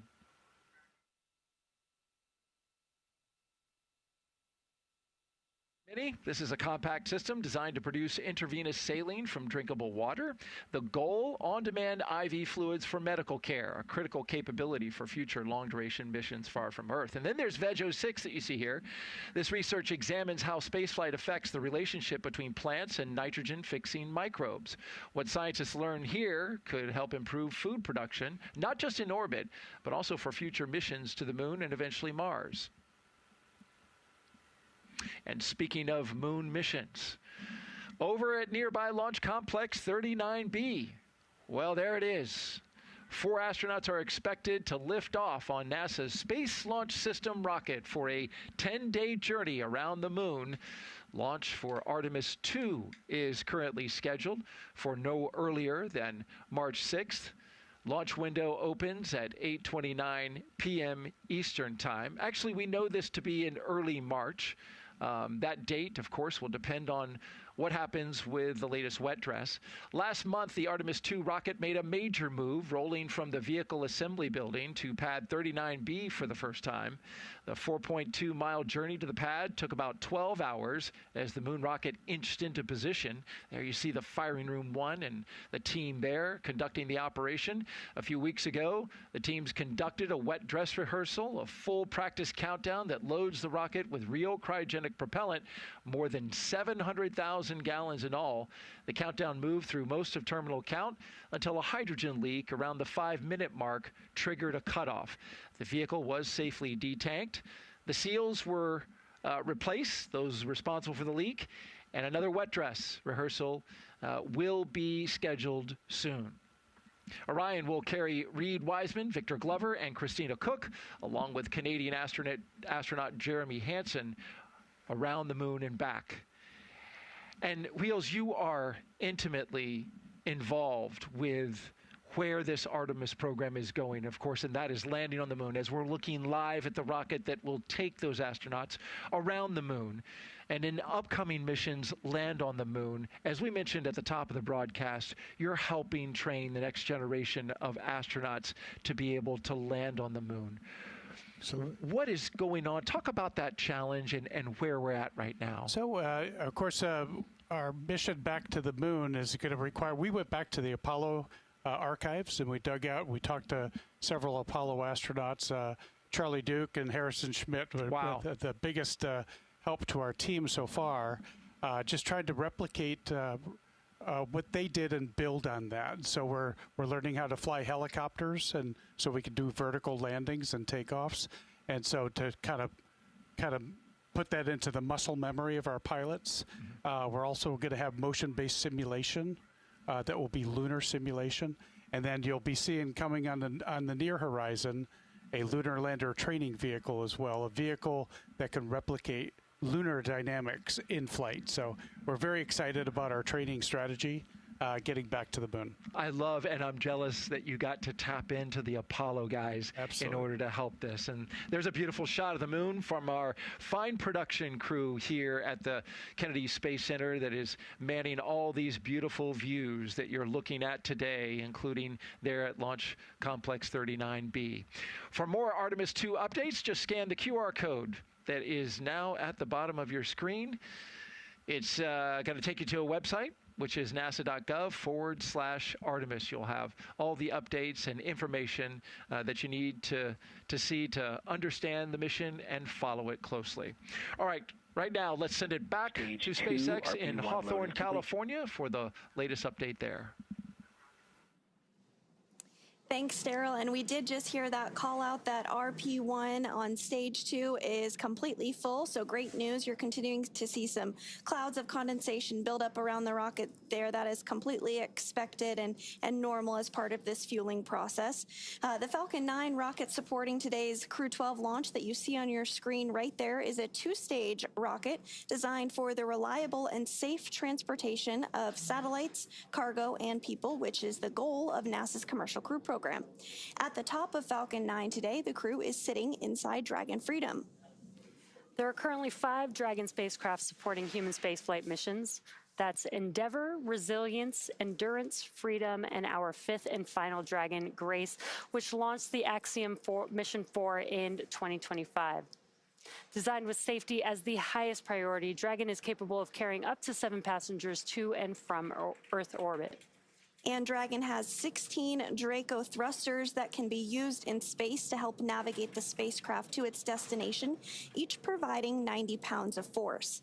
That doesn't include the 8 Super Draco thrusters used for an abort, which are no longer active once the crew is in orbit. To date, Dragon has been to orbit 55 times, including 49 trips to the International Space Station, both cargo and crew missions, and has completed 19 human spaceflight missions overall. Dragon is the first private spacecraft to take humans to the orbiting lab, having flown 300,000 pounds of cargo and more than 1,000 experiments to space, as well as 74 crew members representing 20 countries.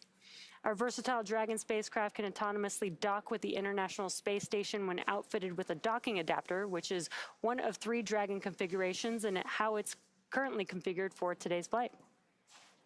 Right now, Dragon is Falcon 9's, right below Dragon is Falcon 9's second stage, which houses a single Merlin vacuum engine, or MVAC engine. And then below the second stage is the black carbon fiber interstage, and inside of that is where the MVAC engine is located. The interstage connects the 2 stages and houses the center pusher that allows the first and second stage to separate during flight. Below that, we have the first stage, or booster, which when fully loaded holds about 1 million pounds of liquid oxygen and RP1. The first stage makes Dragon, up the... SpaceX for update. Falcon 9, Dragon, and weather remain go. We're tracking no holds against launch today.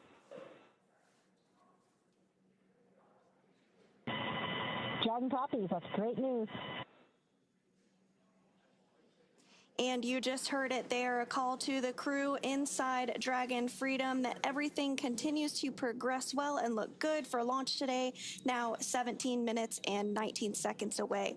Now, the first stage makes up the bottom 2/3 of the vehicle and has 9 Merlin M1D engines at the bottom, which generate more than 1.7 million pounds of thrust.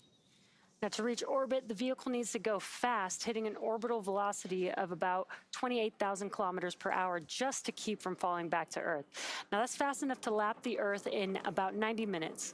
About 2.5 minutes into flight, the first stage will separate and make its way back to Earth. Meanwhile, Dragon separates from the second stage and continues its roughly 34-hour journey to the space station. Now, it is early morning out there, but today's booster is heading back to our newest recovery. Stage 2 LOX load is starting. Our booster is heading back to our newest recovery site, our landing zone 48 Cape Canaveral Space Force Station, which you can see the graphic there on the screen. It's highlighting the landing zone next to the pad there. This will be our first landing at this new site and the booster's second time returning back to Earth. With T0 coming up in about 16 minutes, our teams are doing a series of system checks to ensure Dragon and Falcon 9 are ready. Let's check in with Kate on that countdown. Thanks, Sandra. Overall, it's been a clean march to launch this morning, and we are still on track for an on-time launch. Now, the countdown is the framework that syncs all teams up, and we're monitoring lots of different factors as we get closer to liftoff. If everything goes as expected, we'll see Falcon take to the sky at 5:15 a.m. Eastern or 2:15 a.m. Pacific. And several minutes later, we'll see our very first Falcon 9 landing at LZ-40, Three, our new landing zone located about 1,000 feet away from tonight's launch pad. Both Dragon and Falcon 9 continue to be healthy, and the teams continue to report no issues on either vehicle. Just moments there, we saw the crew sitting comfortably inside Dragon. Now, we wrapped up stage 2 RP loading at T-minus 20 minutes, and stage 2 liquid oxygen or LOX loading began just a couple minutes ago at T-minus 16 minutes and 30 seconds. Earlier, we heard the call out that the launch escape system was armed. That system is designed to propel Dragon away from Falcon 9 in the unlikely event of an emergency during launch. It simply provides a path to safety for the crew. The Eastern Range, which is monitoring keep-out zones among other key flight requirements, also continues to report no issues and are go to support today's launch.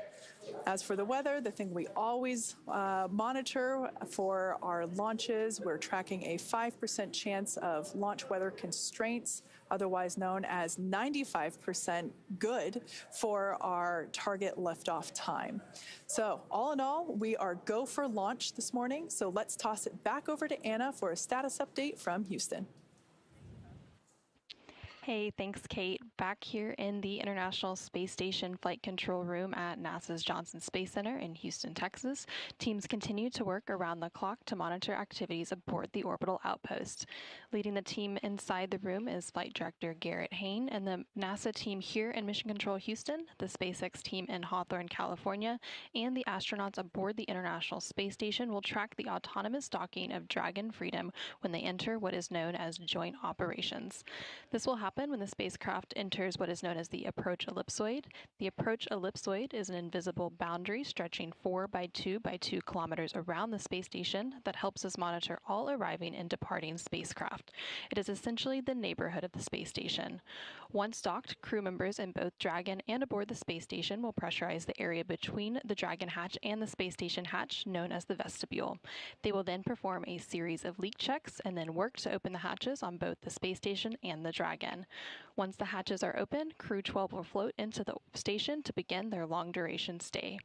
Following today's launch, we are tracking a targeted docking at approximately 2:15 p.m. Central, 3:15 p.m. Eastern on Saturday, January 14th.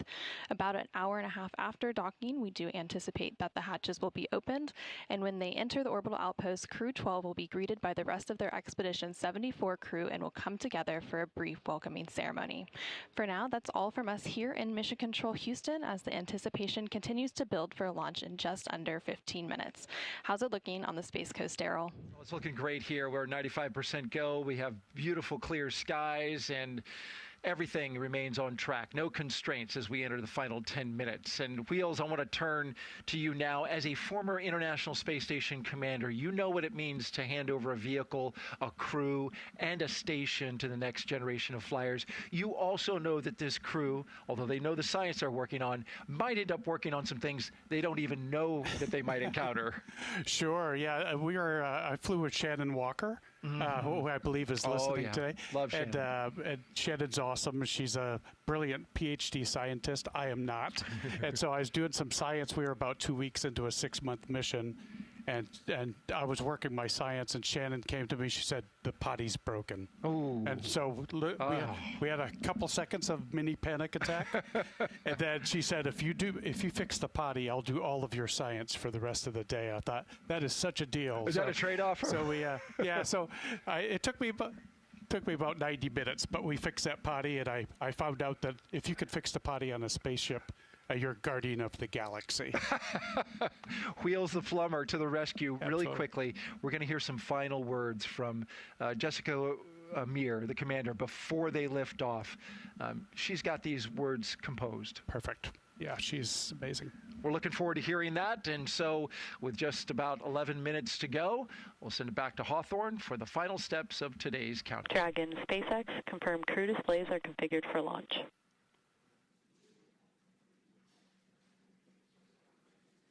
Displays are configured for launch. We copy. From the entire SpaceX team, it's been a pleasure working together. Good luck and Godspeed, Crew-12. Enjoy the ride.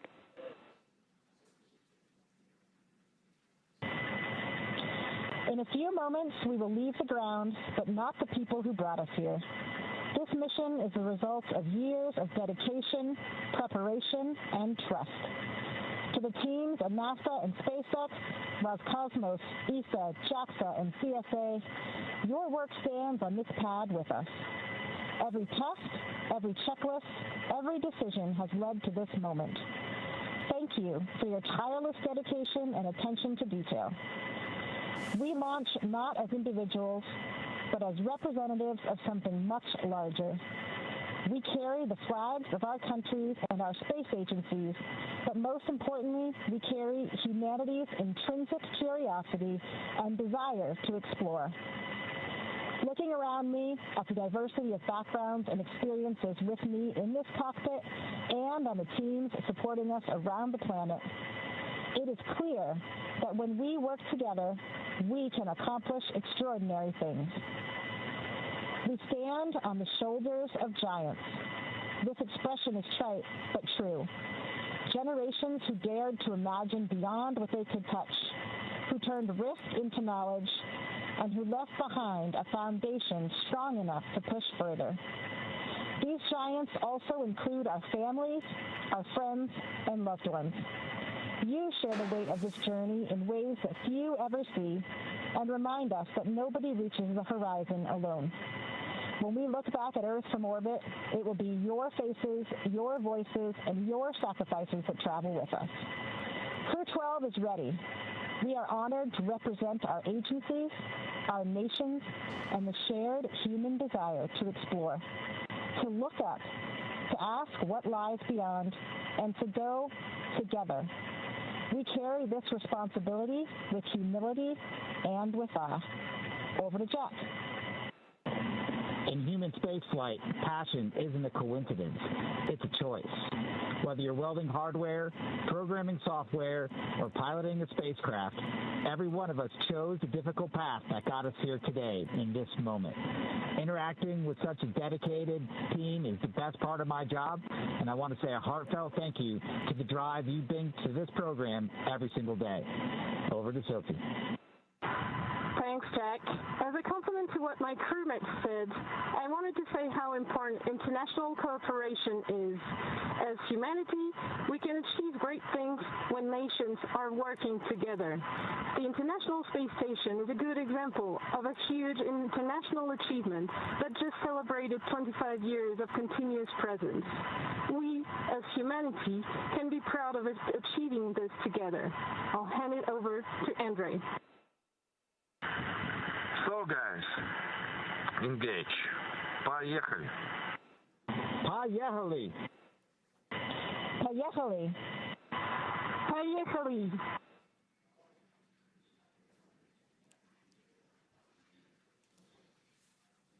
And some incredible, beautiful, awe-inspiring words from our Crew-12 crew inside of Dragon Freedom, now approaching 7 minutes to liftoff. That was wonderful to hear. Engine chill has started. It will be about a 9-minute ride to orbit, which is around the time of second stage cutoff today. Dragon and the second stage will continue to coast for a few minutes after that, prior to separation. And on the ride uphill, we will hear a variety of call-outs on performance as we approach the in-orbit portion into the final countdown. We'll also hear some call-outs for various abort zones for both the first and second stage. So we'll be sharing more about those abort zones as we get closer. But just a quick check-in with our fueling here. RP1 is at 100% full. LOX is at 92%. Stage 1 RP1 load is complete. Oh, and that call out just right on time. Stage 1 is complete as well.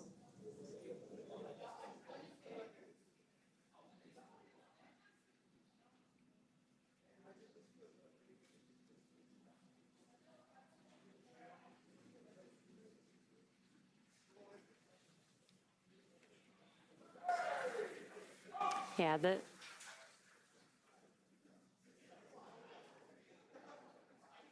next milestone coming up will be at T-minus 5 minutes, and that'll be when Dragon will transition to configure for terminal count.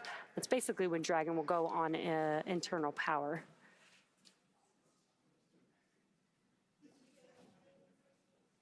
And we're coming up on that milestone in about 30 seconds from now. And then following that milestone, we will begin to get ready for strong back or the transporter erector TE to recline away from the vehicle. And that'll begin just about 30 seconds after that T-minus 5 minute mark. Falcon 9 tanks will begin pressurizing for strong back retract. Dragon is in configure for terminal count.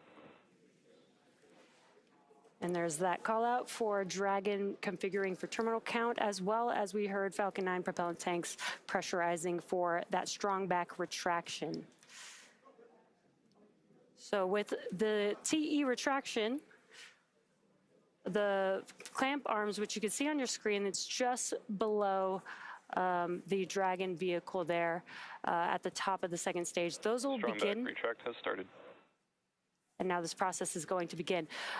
The clamp arms are going to open up. Once they are fully open, then the TE, which is that structure right next to the vehicle that you see on the right side, that'll begin to move slowly away from the vehicle.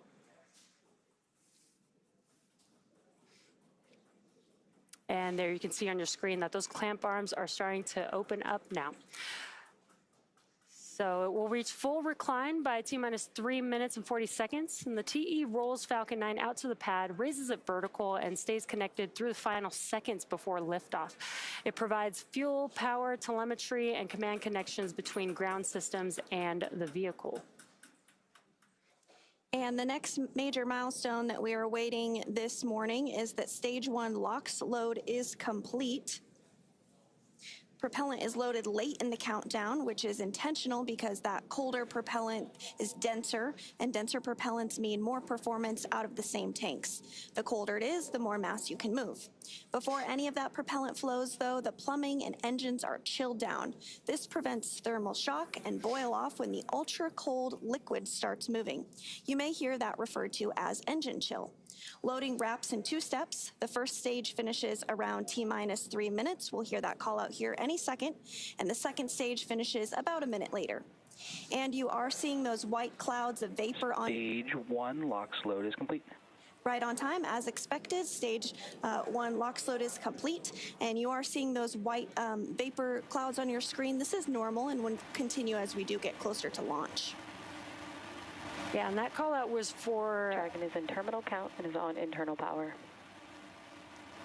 That call out was for stage 1 liquid oxygen loading completion, but stage 2 is still actually loading that cold liquid oxygen, which will wrap up at the T-minus 2 minute mark in just about 25 seconds from now.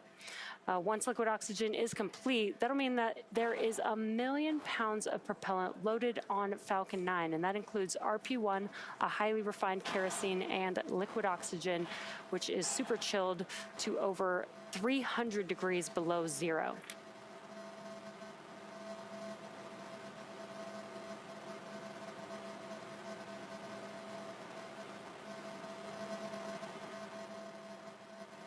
Stage 2 LOX load is complete. And great call out. Stage 2 liquid oxygen loading is complete. That means that Falcon 9 is fully loaded with propellants. Dragon is in auto idle. Now gas closeouts. Gas closeouts will start in 5 seconds. Expect loud venting. Great. Gas closeout has also begun just now, so we're isolating all the feed lines for the different gas systems from the Falcon 9 rocket. Those gases will then get vented overboard through umbilicals and the strong back. And actually, if you listen closely, you can hear some of that venting from the vehicle. Obviously, rockets are very loud, and sound can impart pressure loads back on the rocket itself. A ton of water absorbs and prevents the sound from hitting the structure and reverberating back onto the vehicle. FTS is armed, and Falcon 9 is in startup. And great call out. Dragon is in countdown. Dragon's flight computer is now in countdown and configured for launch. Now less than 1 minute away from the launch of Crew-12. Dragon SpaceX, go for launch.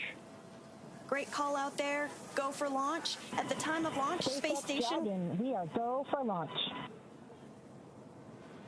At the time of launch, space station will be flying 260 statute miles over the South Pacific Ocean east of New Zealand. SpaceX is go, Crew is go. Let's watch as Falcon 9 takes Crew-12 out into space.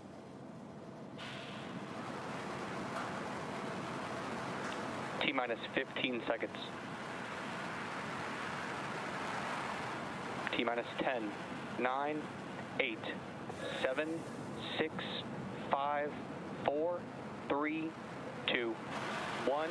Ignition and liftoff. Go Falcon, go Dragon, and Godspeed Crew-12. And liftoff. Freedom flies bound for the International Space Station. 1.7 million pounds of thrust now propelling Falcon 9 and Crew-12. Vehicle is pitching downrange and all 9 Merlin vehicles have lit. We're getting good call-outs on the first stage performance and propulsion so far.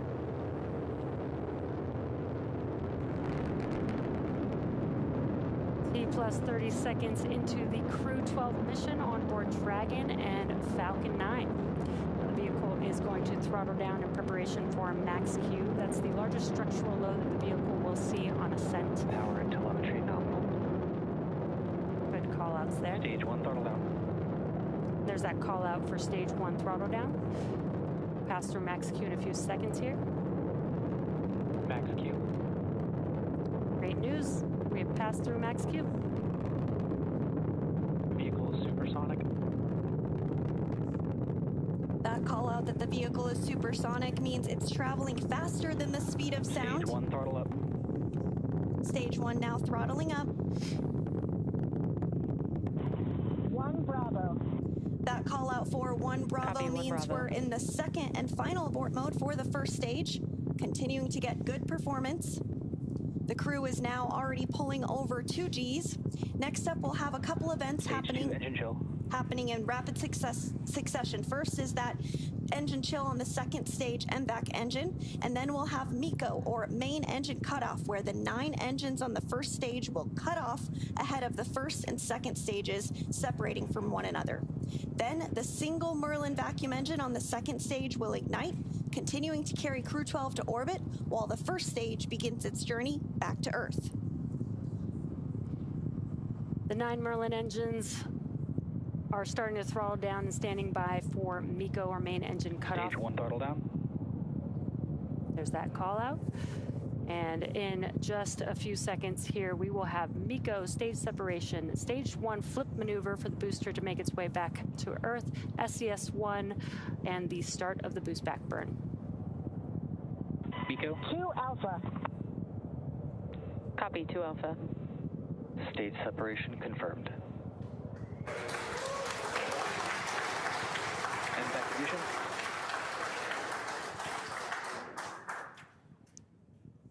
And incredible views. We've had MECO stage separation. You can see that booster coming back down to Earth, and that MVAC engine has ignited, which you can see clearly there on your screen.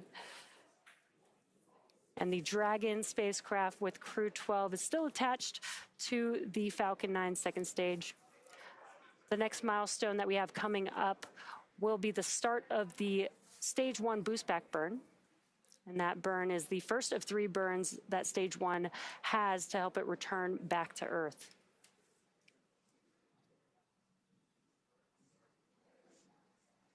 We are now 3 minutes and 30 seconds into today's flight of Crew-12. The second stage of the lone Merlin engine has lit and continues to burn, as you can see on your screen. Stage 2 continues to be performing well with a good trajectory, and will continue firing until we reach about 8 minutes into today's flight. And we're getting our first Dragon, view. SpaceX, nominal trajectory. Getting good call-outs of the trajectory, as well as our first views of the crew inside Freedom. A few minutes remaining in this burn before a couple of these astronauts will experience weightlessness for the first time.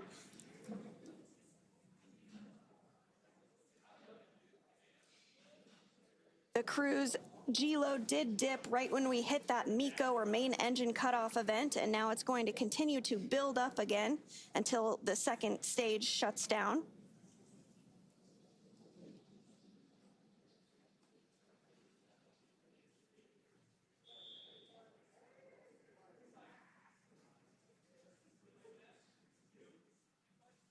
Everything's still continuing to go well. Now 4 minutes and 45 seconds into today's launch of Crew-12. SpaceX, nominal trajectory. Second stage will continue to fire until close to 9 minutes into the flight, which will accelerate Dragon to more than 17,000 miles per hour and place our crew in orbit. This Merlin vacuum engine can produce over 220,000 pounds of thrust in the vacuum of space.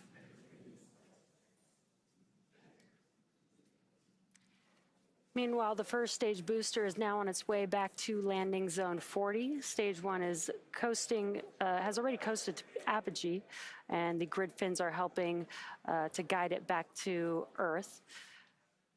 And we've already had the boost back burn, so the next event coming up will be the entry burn. That will be 3 of those 9 M1D engines reigniting, and that helps slow the vehicle down as it's re-entering the Earth's atmosphere. Once that entry burn concludes, we use the drag. SpaceX, nominal trajectory. We use the drag from the atmosphere to help slow the vehicle down until landing. Dragon copy. And that entry burn is coming up in just about 20 seconds from now. Falcon 9 does have a heat shield that is designed to protect the engines in the vehicle from that combined thermal and aerodynamic loading during max entry Q, which is the moment of max stress on the vehicle during entry. Stage 1 entry burn startup. And you've heard that call out. The entry burn has begun. Stage 1 entry burn shutdown.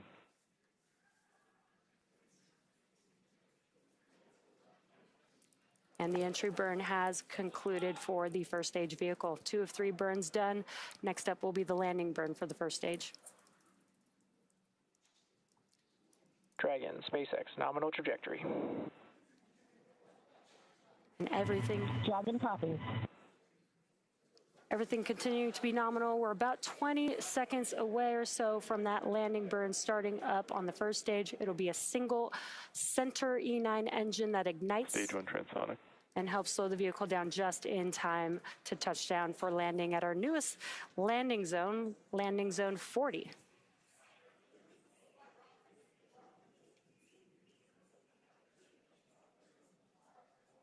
We have just a couple minutes. Stage 2 FTS has saved. And landing burn has begun. Let's watch as Falcon 9 touches down.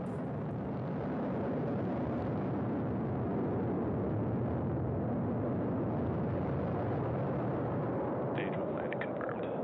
And what an excellent view of Falcon 9 touching down for the very first time at landing zone 40 at Cape Canaveral Space Force Station. Congratulations, that is so exciting to see. And on your screen, you also have a great view of the second stage continuing to fire. That burn is going to last for just about another minute, and then we'll have SECO, or second engine cutoff, which will occur where the lone Merlin vacuum engine cuts off and stops firing. Stage 2 is in terminal guidance. Once that happens, the second stage will continue to coast for about 3 minutes while still attached to Dragon, until Dragon is then commanded to separate. At this point, Dragon will be flying free with Crew-12 on board and in Earth's orbit. Shannon. Copy, Shannon. And that call out for Shannon refers to Shannon, Ireland, and is our final abort zone in the second stage, continuing to get good performance. After this second Stage 2 shutdown. There we had that call out for SECO and engine shutdown. Dragon, SpaceX, we have a nominal orbit insertion. That is great news. Dragon copies, nominal insertion. Wonderful ride. Hearing good call outs following Launch second escape stage. system disarmed. You heard that call out that the crew is in a nominal or as expected orbit. So again, we're going to continue to coast for a few minutes after SECO to allow those rates and motion from the burn to settle out. There are some small reaction thrusters on the upper part of the second stage that can be used to counteract any residual motion, basically making sure that we're in a stable coast before Dragon separates from Falcon, which will happen, as you see on your screen, right on time. Dragon now flying free. Dragon separation confirmed.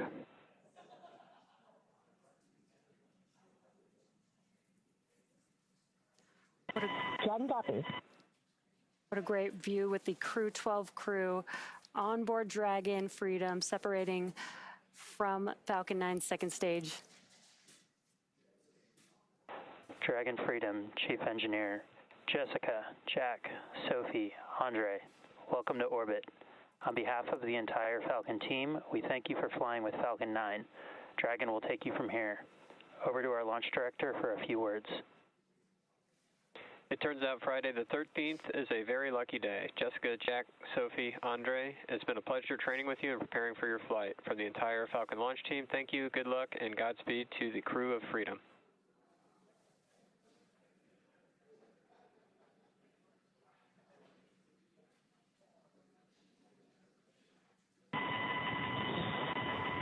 Thank you, team. That was quite a ride. Thank you, SpaceX, Falcon 9, and NASA teams. We have left the Earth, but the Earth has not left us. When we gaze at our planet from above, it is immediately clear that everything is interconnected. The vast oceans, the continuous land masses, and all that they contain. We are one humankind here on our shared home planet. This becomes self-evident as astronauts peering down from above, and is a sentiment that would serve us all well to remember back on the ground. We see the thin, tenuous band of an atmosphere solely responsible for supporting all life on this planet, and we know that it is utterly unique, fragile, and must be protected.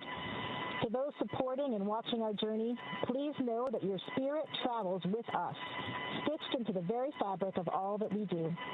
We hope that our arrival in space reminds all of you that dreams truly can become reality, given dedication, perseverance, and yes, a bit of luck along the way. Crew-12 is grateful and ready for the journey ahead. We're on our way. Andre?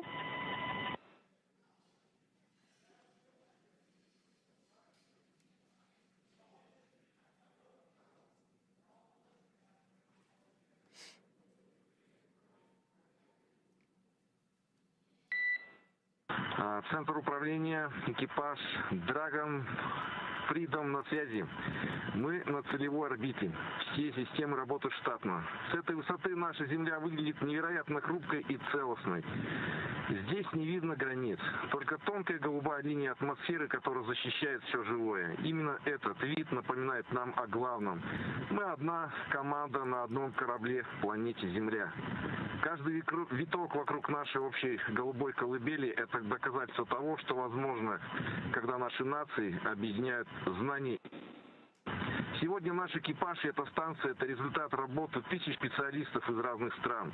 Мы здесь не как представители отдельных государств, а как человечество, которое исследует космос, чтобы лучше понимать и дом. Мы продолжим работу на благо всех. Спасибо за доверие и поддержку. Dragon Freedom, связь с вами.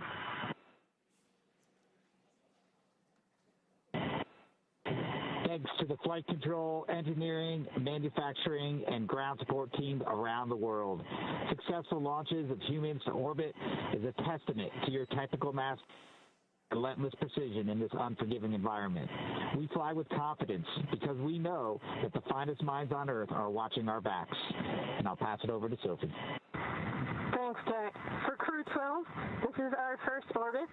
For humanity, it's just one small moment in the vast journey of exploring our world and beyond.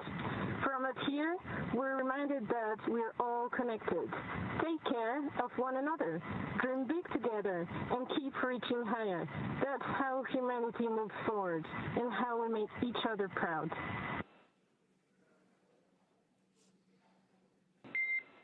We copy and appreciate those words, Crew-12. We saw nominal dehumidifier activation and service section Draco checkouts.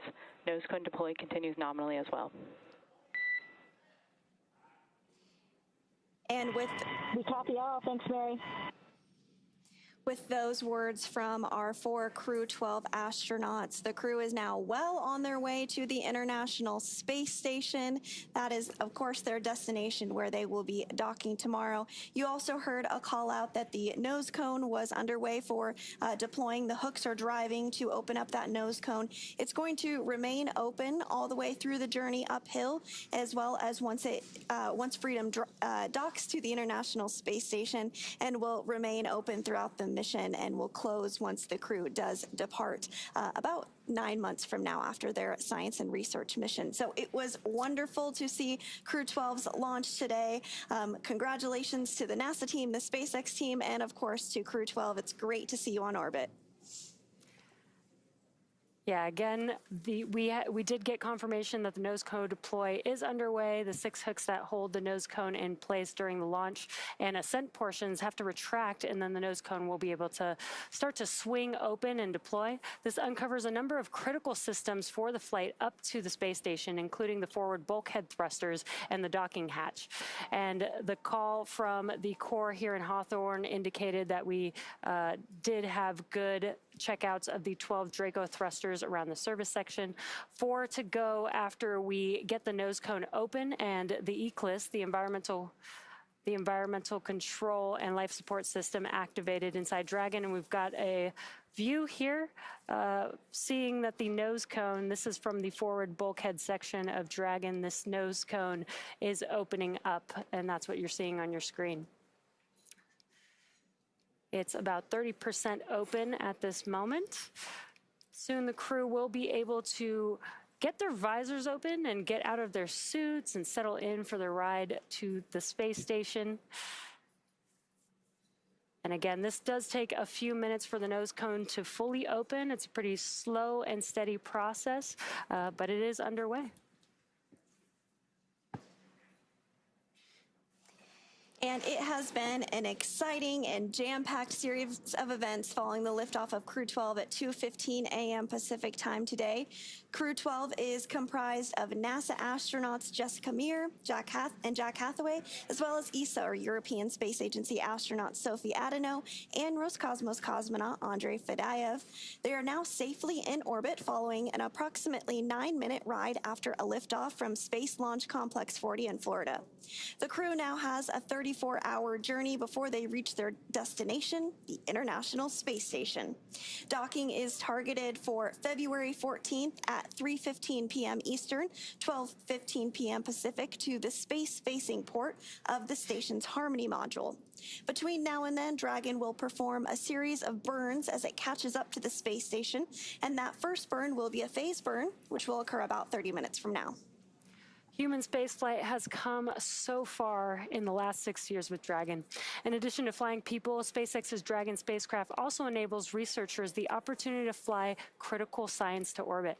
So far, SpaceX and Dragon have carried more than 1,000 research experiments to and from low Earth orbit, both to the International Space Station and on our free flyer missions.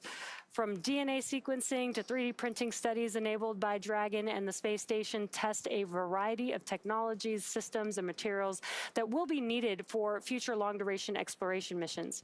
Every mission yields critical research and learnings that help make life both on Earth and in space better.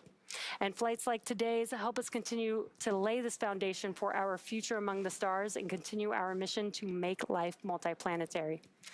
Now, we'll be signing off from SpaceX for now, so we're going to send it back over to Kennedy Space Center. But before we go, we want to thank NASA for entrusting us with today's mission and thank all of you for being with us today. Absolutely, Jesse. And we did just get confirmation as well that the nose cone is 100% open and opened as expected. So that was the last major milestone that we were tracking from here on our end. But I do want to say thank you to SpaceX as well for everything that you do and all of you who tuned in as well to support today's launch. We are going to say goodbye from here in Hawthorne until we pick back up coverage for docking beginning at 1:15 p.m. Eastern tomorrow, February 14th, for targeting docking to the space. Dragon, SpaceX, we saw a nominal nose cone opening, TCS, and forward bulkhead Draco checkouts. Dragon copy. And again, that confirmation that nose cone is and with fully that, Dragon, open. There are 5 minutes remaining in our current ground station pass. At this time, you are welcome to introduce your zero-G indicator.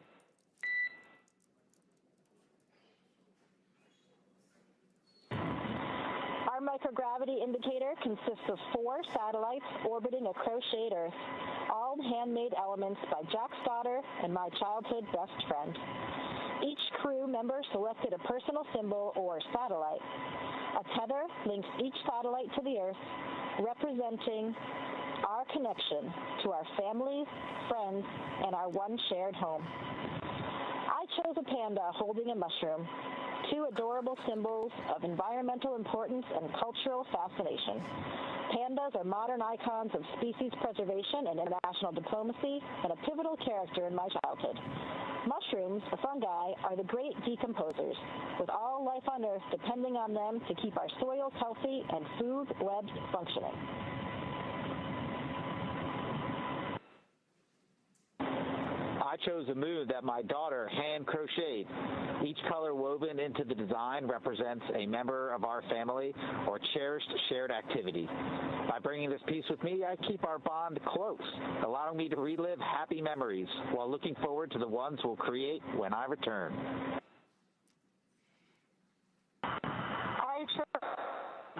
Bananas are the world's most common fruit, ordinary fruit shared by billions of people across every continent.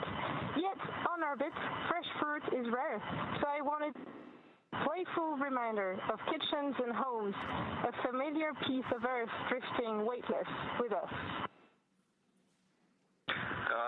Я выбрал свою часть, потому что именно эта штуковина напоминает мне об одном из художественных фильмов времен еще Советского Союза, который я смотрел в детстве. И я на самом деле предлагаю попробовать вам угадать, что это за фильм. Буду рад где-нибудь от вас это услышать. We present to you Planet Gaia and her moon, floating here in Crew-12's Dragon. And with that, we had again... We copy Dragon, and with that, I can let you know that we had nominal GNC checkouts. Our next burn is our phasing burn per your forward view. Dragon copies will be monitoring. A little bit of a description about the Crew-12 zero-G indicator that they selected called Planet Gaia. They each shared some great words about what they contributed as part of that zero-G indicator to let them know that they are officially in the microgravity environment of space. So that was so cool to hear what they each had to say and how they are bringing a piece of Earth back with them and something that's meaningful to them. So Crew-12 is successfully in orbit, and we are targeting a docking tomorrow on the space-facing port of the Harmony module at 3:15 p.m. Eastern. So for now, thank you for joining us here in Hawthorne. We're going to toss it back over to Daryl and Doug at the Kennedy Space Center to wrap up today's coverage. Welcome back to the Kennedy Space Center in Florida. I'm Daryl Nail here with ESA astronaut Claudia Agnure. So good to have you here. Thank you for doing this interview post-flight. The significance of Claudia being here is tremendous. You were the inspiration for ESA astronaut Sophie Adenau, who at age 14 watched you fly as the first French woman to go into space back in 1996. That inspired her on her journey when she said something clicked and she knew she wanted to be an astronaut. You just witnessed your protege take that inspiration from you and fly into space. And I'm wondering what you felt, what you experienced in that moment. I'm really pleased to be with you. I thought it would have been a quiet joy with pride for Sophie, but it was so hugely emotional to see her with this successful launch. No, I'm really happy because I know that sometimes girls or boys need some turning point in order to make their dream come alive. And if I have been this one for Sophie, to see today the brightness of the path. That's wonderful. Incredible. And she shared, Sophie did, during her press conference, that you wrote her a letter before she went to go on this launch. Would you share some of the words that you gave, that you hand wrote to her? No, the letter was for Sophie. Okay, understood. Maybe she has a letter in her pocket. No, it was not advices, because I think everyone has his own path to come with a dream. It was mainly experiences, lessons learned, in order to say, don't forget that, or be careful with, and the flight will be long, so take everything for you and enjoy. Great advice, great advice. As this mission unfolds, and it will be a long one, up to 8 months, how will you be experiencing or keeping track of this mission as she does the science and does the work that she's going to do aboard the ISS? I'm hugely grateful to the teams that support the experiment and all the work on board.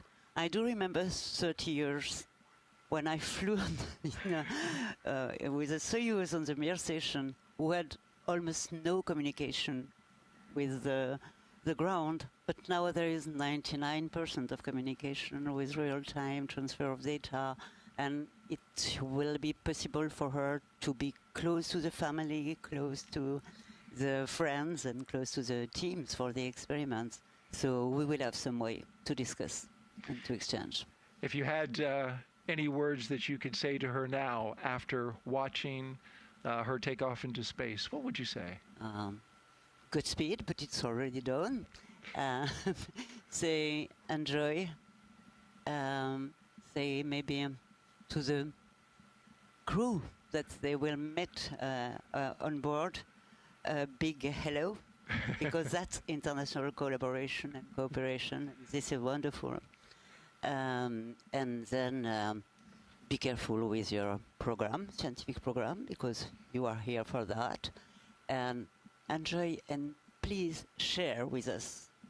We need this transmission for inspiration for the young generation. What you did for her, she can help pay it forward to the next generation. Brilliant. And as it was on the license plate on her vehicle, bon vol, right? Have a good flight. I don't know if I said it right. Have a good flight. Bon vol. Have a good flight, yeah. Claudia Agnure, ESA astronaut and first woman from the country of France to go into space. Thank you so much for being here and sharing your thoughts on the second woman to go to space. Thank you. Thank you very much. Okay, we're going to turn our attention now to the International Space Station, where Crew-12 will join Expedition 74 and head over to NASA's Stephen Sisloff, who's joined by International Space Station Program Chief Scientist Jennifer Buckley. Stephen? Thank you, Daryl. We are here with another inspiring person. This is Jennifer Buckley, the Chief Scientist for the International Space Station Program. And Jennifer, the crew that's going up there on Crew-12, they're going to perform dozens of experiments during this long-duration mission. One of them is turning potable water into IV fluid. How does that help future explorers? That's right. Out of about the 250 experiments this crew will perform, one of them is IV Gen Mini. So this is building off of some research we've already done on ISS, learning how to make IV fluid bags real-time on orbit. So commercially, those off the shelf only last about 16 months. So it's really important as we step out into the solar system to explore that we're able to support the crew medically. And so we're going to be doing a tech demo on board. Outstanding. Now, Artemis 2 that's lifting off in a few weeks, they've, of course, been informed by a lot of the research that's taken place on station. What are some of those ties between space station research and what the Artemis 2 crew is going to be doing?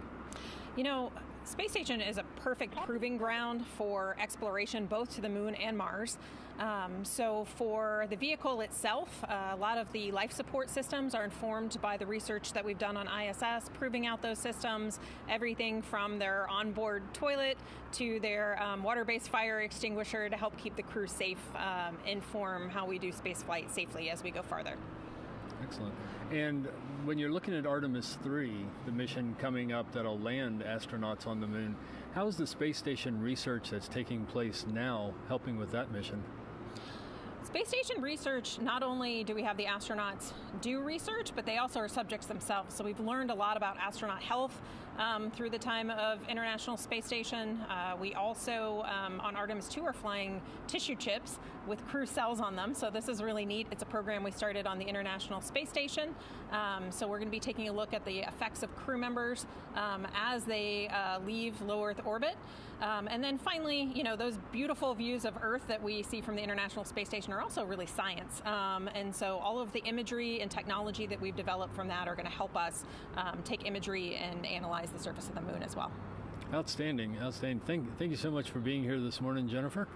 And Daryl, we will go back to you and Doug, and looking at how bright the future looks thanks to all this science taking place. Absolutely, Stephen, and thank you very much to you and Jennifer Buckley for her interview. Well, we had some social media questions that we weren't quite able to get to, but Wheels has promised me he wants to answer them. So we're going to get those questions to him, and then he's going to post the answers on his X account, Astro Wheels. So thank you for following through on that. Absolutely. It's actually Astro_Wheels. Okay, Good note. So I'll meet you there. On X. Thank you very much. We appreciate that, Wheels. Absolutely. Well, that is going to do it for today's launch coverage, but of course, Crew-12's journey is just getting started. After the beautiful liftoff from Cape Canaveral Space Force Station and a successful trip to orbit, the crew is now on their way, catching up to the International Space Station. Docking is targeted for Saturday at 3:15 p.m. Eastern Time. NASA Plus coverage begins at 1:15 p.m. Eastern Time. And so, Doug, as they get ready to dock with the International Space Station, the excitement of being in space for the first time will be this first 1 day and 10 hours, and then they'll get to work when they get into the space station. Absolutely. And actually the approach to the rendezvous and docking with the space station, when you first pick up the space station in the windows, it's like, wow. It's like a castle in the sky, you know. So it's just quite amazing as you approach the station. It took my breath away seeing how large it was. It's how magnificent it looked in the sky. And one of the things they'll be seeing, what we've been seeing from the X accounts of the astronauts and the International Space Station, is the solar activity is so high. Have you been seeing some of the northern lights that come from space?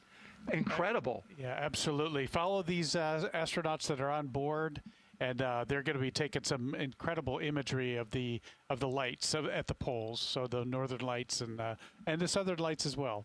And they're beautiful on the ground, as we know, but up in space, the red-topped part of those green ribboned waves, it's so crystal clear. It's beautiful. As he said, make sure you check out those X accounts. Absolutely. And on the space station, it looks like rain, like green and red rain.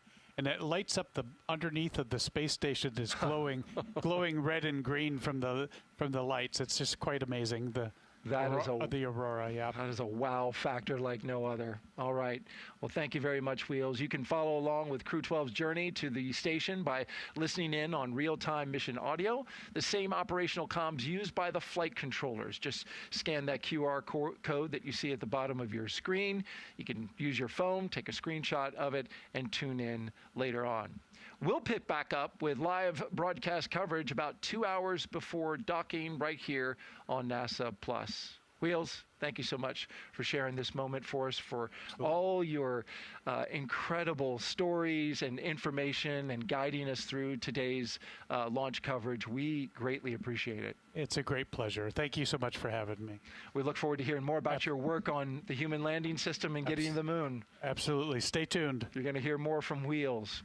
So to all of our guests and our teams at NASA and SpaceX, our production team, for the great job they did today, and to you watching around the world, thank you so much for being part of today's launch. From launch pad to low Earth orbit, we're going to take a look now, going all the way back to the beginning, the moments from suit up to orbit. Have a great morning, everyone. It began inside the historic astronaut crew quarters, where SpaceX teams helped each crew member into their custom pressure suits. Before heading out, the crew paused for a final pre-launch tradition. You see it there, the card game, gathering around the table. It's a way to set the tone and leave any bad luck behind. Then it was time to step outside. The crew walked out to greet family, friends, and supporters, following a path walked by every NASA astronaut since Apollo 7 in 1968. A short time later, the crew climbed into their Teslas, beginning the ride out to Launch Complex 40, escorted by security through Kennedy Space Center and onto the Cape Canaveral Space Force Station. As they arrived at the pad, the crew got out and got their first close-up look at the Falcon 9 rocket that you see there. And then they walked across their crew access arm in pairs, first the commander and pilot, then the mission specialist, and then we saw them climb into Dragon and get into their seats for flight. Inside the spacecraft, seats were rotated into position, and the suit leak checks were performed as the countdown continued. Ignition and liftoff. Go Falcon, go Dragon, and Godspeed Crew-12. And liftoff. Freedom flies bound for the International Space Station. 1.7 million pounds of thrust now propelling Falcon 9, Crew-12. Vehicle is pitching downrange, and all 9 Merlin vehicles have lit. We're getting good call-outs on the first stage performance and propulsion so far.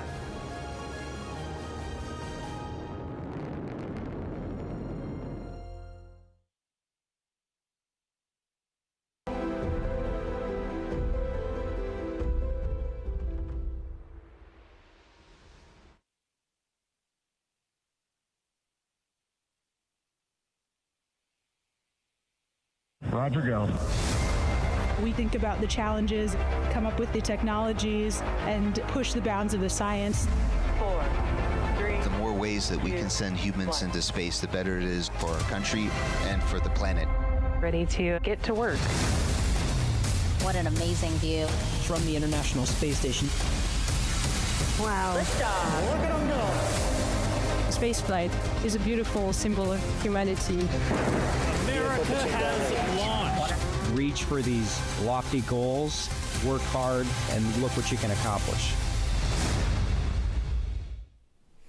Good morning, and thank you for joining us today at the Crew-12 post-launch news conference. I am glad to be joined here today by NASA's administrator, Jared Isaacman, Professor Daniel Neuenschwander, Director of Human and Robotic Exploration from ESA, Steve Stitch, the manager of CCP, Dana Weigel, the manager of the ISS program, and Juliana Scheiman, Director of NASA Science and Dragon programs at SpaceX.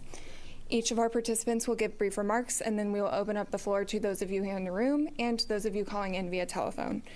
If you want to get into the queue, please press *1, and out of the queue, *2. So with that, I will hand it over to Administrator Isaacman. Thanks, Bethany. Good morning, everyone. What a absolutely wonderful start to the day. We saw a remarkable Crew-12 launch, a very impressive F9 return to launch site. I'm sure everybody heard that, all while Artemis 2 sits on the pad in preparation for its historic mission. So following this morning's launch operations, Dragon completed its on-orbit checkouts.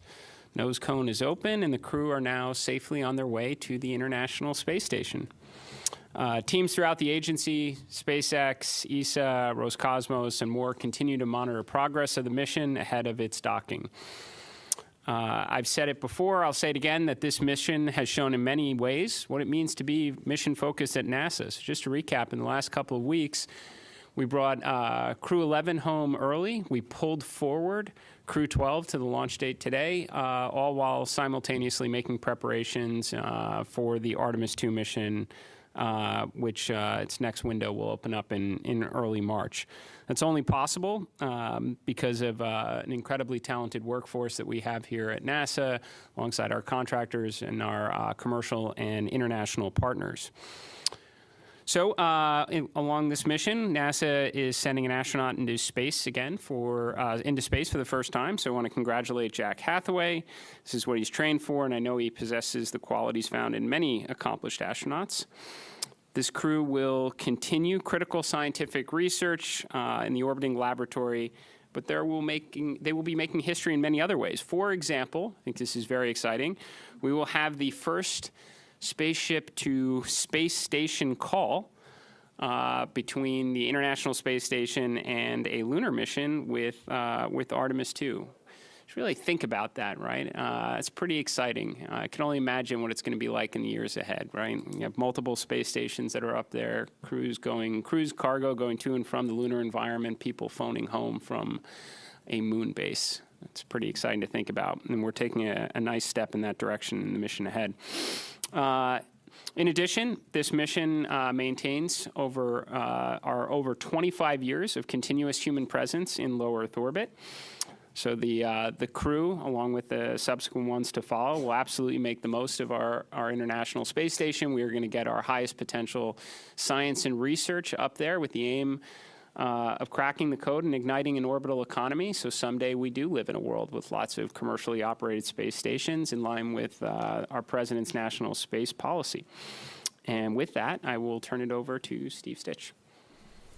Thank you, Administrator Isaacman, and thank you all for being here on a really happy morning. I'm proud to say we didn't talk about weather much at all after talking about weather for a whole week. We're blessed with really good launch site weather this morning and really good weather down the Ascent track, which we've been monitoring all week, and we finally found the right day to launch on Friday the 13th. I understand this is the first time NASA's ever launched on Friday the 13th, so pretty amazing times. Really appreciate all the hard work between NASA and SpaceX and on Crew-12. It's great to get the launch behind us. Of course, that's the first step.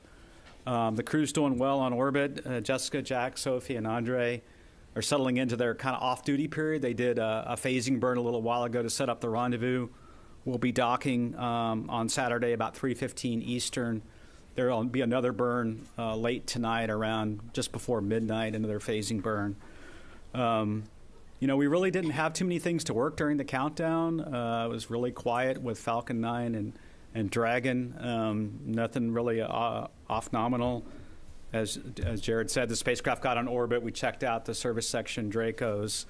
The 4 bulkhead Dracos are firing just fine. All the systems on Dragon are working well, and so we'll just continue to monitor the progress of the vehicle until we get in.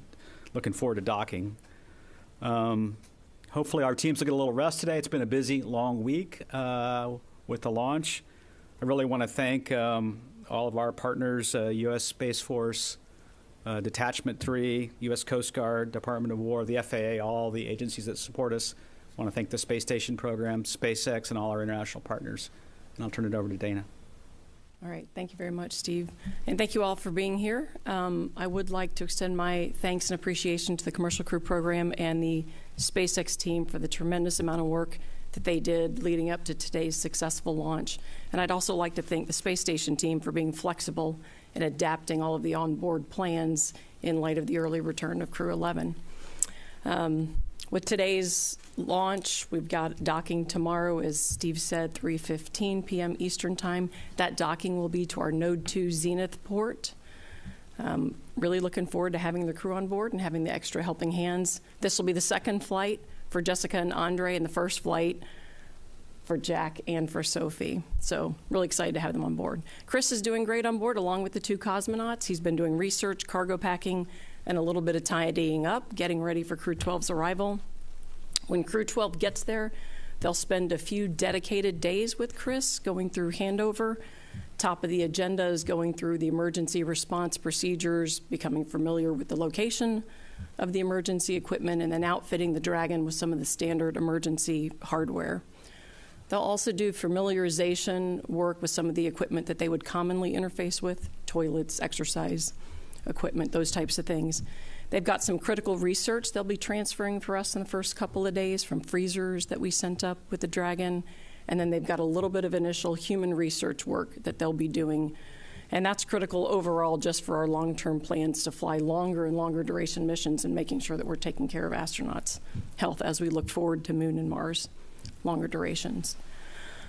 One unique thing we're doing for this handover, normally we've got 4 crew handing over with 4 crew, and since we've got Chris doing a little zone defense with the entire crew, we supplemented and had some onboard videos put together. So some of those were from previous crews, and then Chris made some. So when Crew-12 gets up there, they'll also do some video review.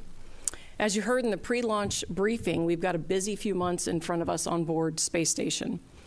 At the end of this month, we'll be undocking the SpaceX 33 cargo mission. Beginning of March, we will unberth HTV X1. We've got a very brief docking sensor demonstration we'll do with the vehicle, then we'll release it. In mid-March, we're planning to do an EVA to finish installing a modification kit to one of our solar arrays. This is called the 2A array, and that's in preparation for upgraded IROSA rollout arrays that are coming up later in the summer. We've got a second EVA in April to install the other modification kit on our very last array, the 3B array. Towards the end of March, our Roscosmos colleagues are going to launch a Progress cargo resupply vehicle. And then in April, we've got the Northrop Grumman 24 Cygnus mission. So a lot going on. As always, very, very busy on board Space Station. We're really looking forward to having the crew on board. With that, I will pass it over to Daniel. Okay. Thanks, Dana. Let me start by congratulating everybody for this amazing launch. Everything went really flawlessly, so thanks to the teams at ESA, NASA, SpaceX, and all the partners for their incredible work done. My first thought, of course, is going to the crew, and Sophie in particular. This is just the start of a journey.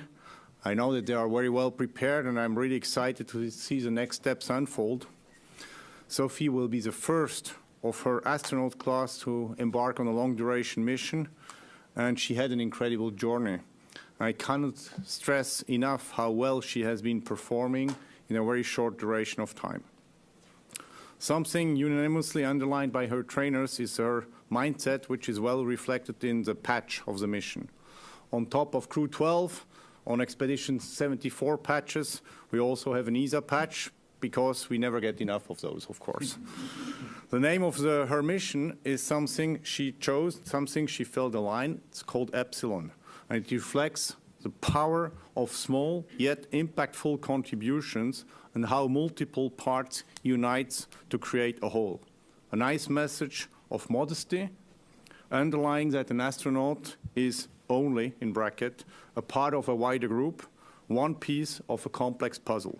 We are really all very proud of her and how she represents ESA, Europe, and France. I also take the opportunity today to reaffirm ESA's commitment to the International Space Station and the peaceful exploration of space. We are here this morning after the launch of 2 Americans, a Russian and a European, as one crew. This is again a testimony of what we can achieve together.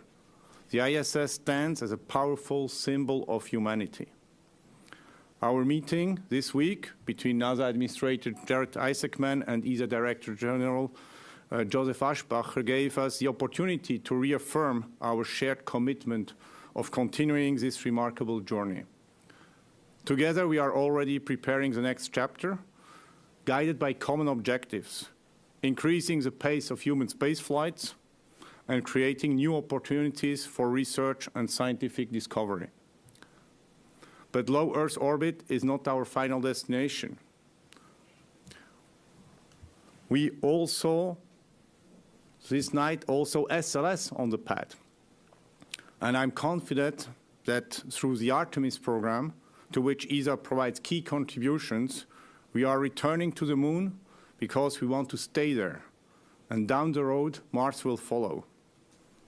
Finally, today, from every corner of Europe, we fly with Sophie. And with that, over to Juliana from SpaceX. Thank you. It's an honor to be here today to celebrate the launch of the Crew-12 mission. As you've heard, Falcon 9 successfully lifted off and safely delivered the Dragon spacecraft and its crew to the intended orbit. And as you also heard, the Dragon spacecraft will be approaching the ISS tomorrow at 3:15 p.m. Eastern. And after the successful docking of the Dragon spacecraft to the International Space Station, the SpaceX team's next big milestone, as you heard Dana mention, is the CRS-33 Dragon return, which we're targeting at the end of this month. So it's also a busy time for SpaceX too. I have a few fun statistics. This launch, the Crew-12 mission, is the 20th human spaceflight mission that SpaceX has launched. Also, when the Dragon capsule docks with the International Space Station, it will be the 51st time a Dragon spacecraft has docked with ISS, or has visited ISS, I should say. Also, the Dragon spacecraft Freedom, this is its 5th flight. It previously launched Crew-4, AX-2, AX-3, and most recently Crew-9, and now Crew-12. Also, as you heard the administrator mention, this is also a first for SpaceX, where the booster returned to its launch site, its actual launch site, LC-40, which is, I always like to think that the booster feels like it's returning home when it returns exactly to the launch site. So that's a fun one. And that's something we'll be doing going forward. LC-40 is where our landing zone is. And yeah, on behalf of everybody at SpaceX, we are incredibly proud to support human spaceflight missions and all of the amazing science and research that happens on the International Space Station.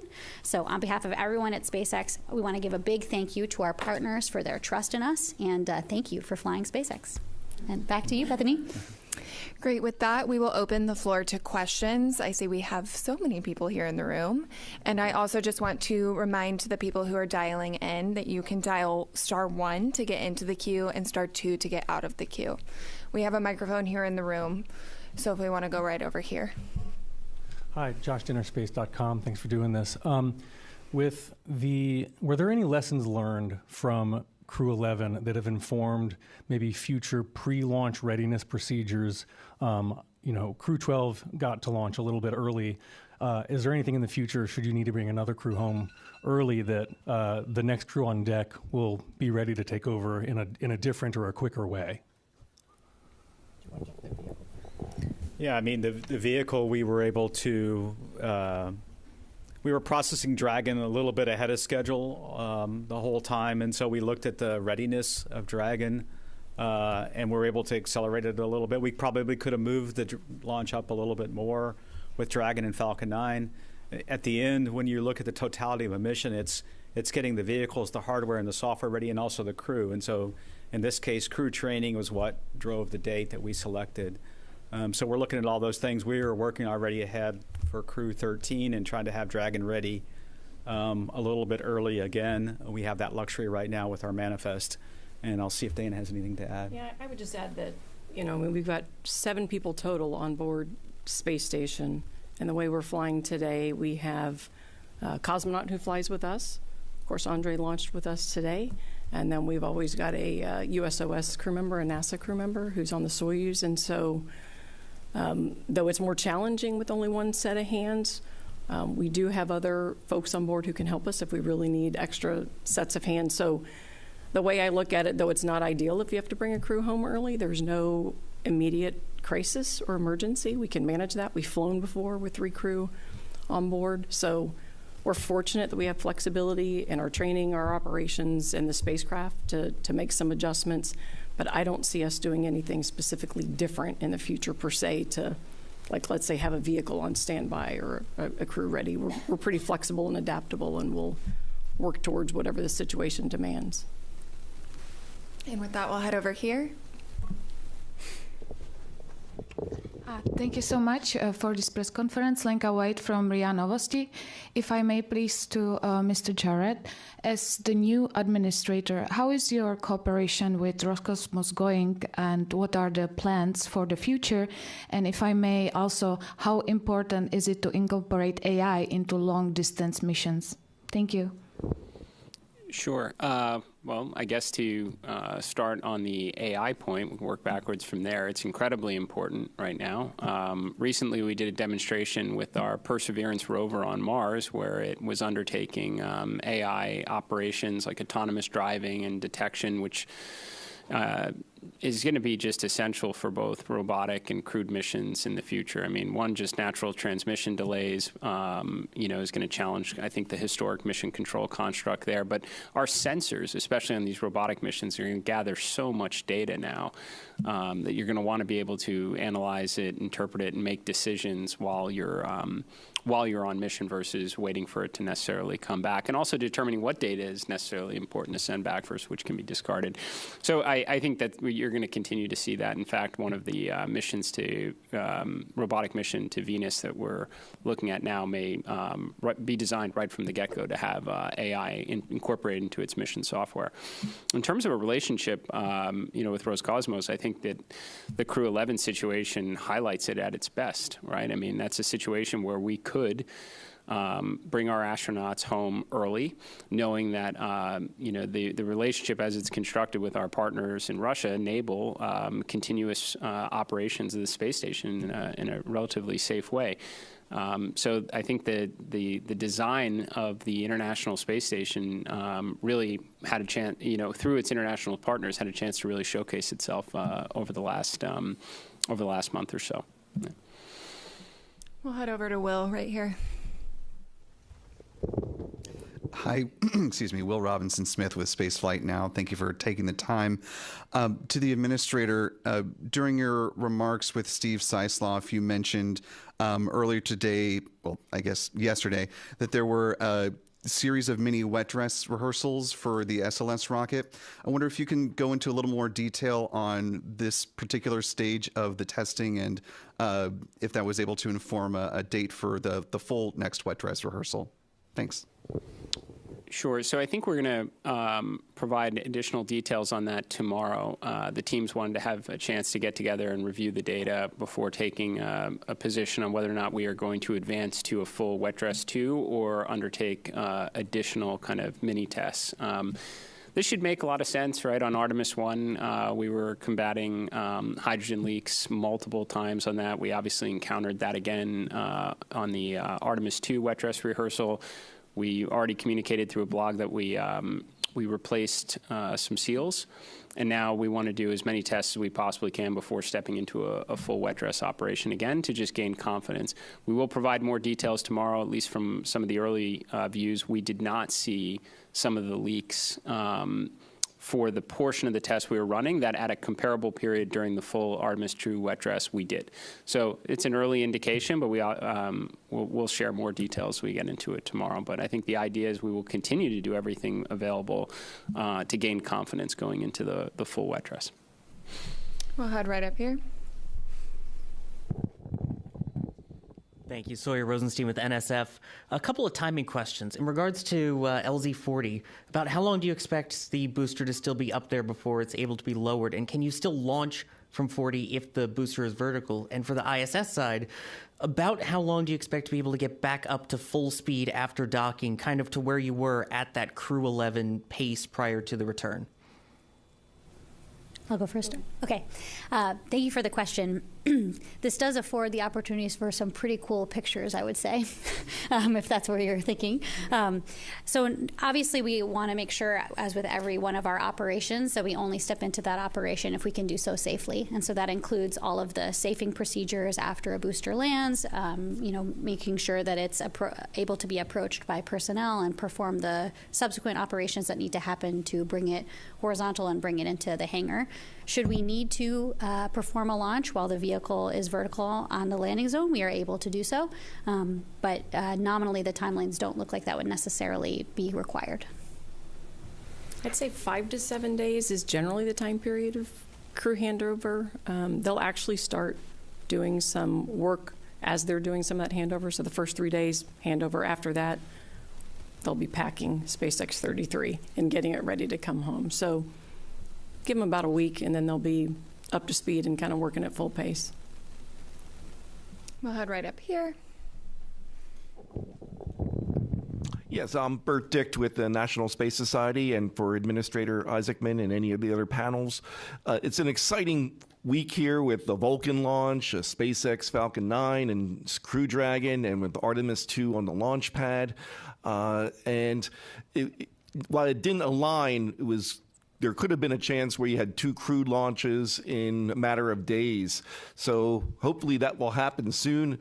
Just wanted to see what kind of preparations in terms of mission management, infrastructure, human resources in order to make that happen in the future. Well, this was one of the first things I was briefed on after being sworn into this role is what do we do in a circumstance where we are launching 2 human missions from Kennedy Space Center in short proximity. I mean, everything from 2 different suit-up rooms, which we have available to us here, we were giving consideration to how we would stage our recovery forces for all the various scenarios. And I was thinking, what a great problem to have, right? Now, of course, obviously, we went through the motions, and this is why we kept Crew-12 in a position where they could launch as early as February 11th. Obviously, took today's window, and then we were not going to really target a specific date until after we completed wet dress, and that conflict was alleviated. But it is one that I certainly hope we have with great frequency going forward. We'll continue over here with Spectrum. Thank you for taking our questions. Administrator Isaacman, you've been on your own crewed missions in the past, but how did it feel to see the first crewed mission as NASA's new administrator today? That is a good question. Well, it was obviously wonderful to be back here at Kennedy Space Center and see everything in action from slightly different perspective, for sure. Felt like I might have had the second best seat I could have today as I was going into the operations, but. It was just wonderful to see everything in motion. Felt very privileged to be here alongside an extraordinary team preparing for an excellent mission like Crew-12. So it's great to watch it. We'll head right up here. Dmitry Kirsanov of TASS. This is for Administrator, if I may. If I may just press you a bit further on your cooperation with the Russians. What specifically do you have in mind, and do you plan to hold talks with your counterpart, Mr. Bakhanov, anytime soon, and perhaps travel to Baikonur? So I believe everything you just asked is in some degree of work right now. I am certainly planning to attend the next Soyuz launch, crewed Soyuz launch. Good friend that's going to be going up on that mission, so it'd be hard to imagine to miss it. But I know that we're making preparations for a discussion with my counterpart at the earliest opportunity. The space station is going to still be up there for a long time. There's a lot that we need to accomplish together in the years ahead. Certainly a lot of opportunity for good conversation. And we'll head over here to the back. Yes, yeah, right there. Thank you so much. Emily Martin from Ciel Espace France. Thank you so much for taking my question. Do you already know who's going to perform the EVA on board? And is Sophie's going to perform one? Thank you. We are still working on the crew tasking for that, for the 2 EVAs with all of the replans that we did, so we'll get that out. Maybe just to complement, she's definitely ready, but as Dana said, it will be part of the planning.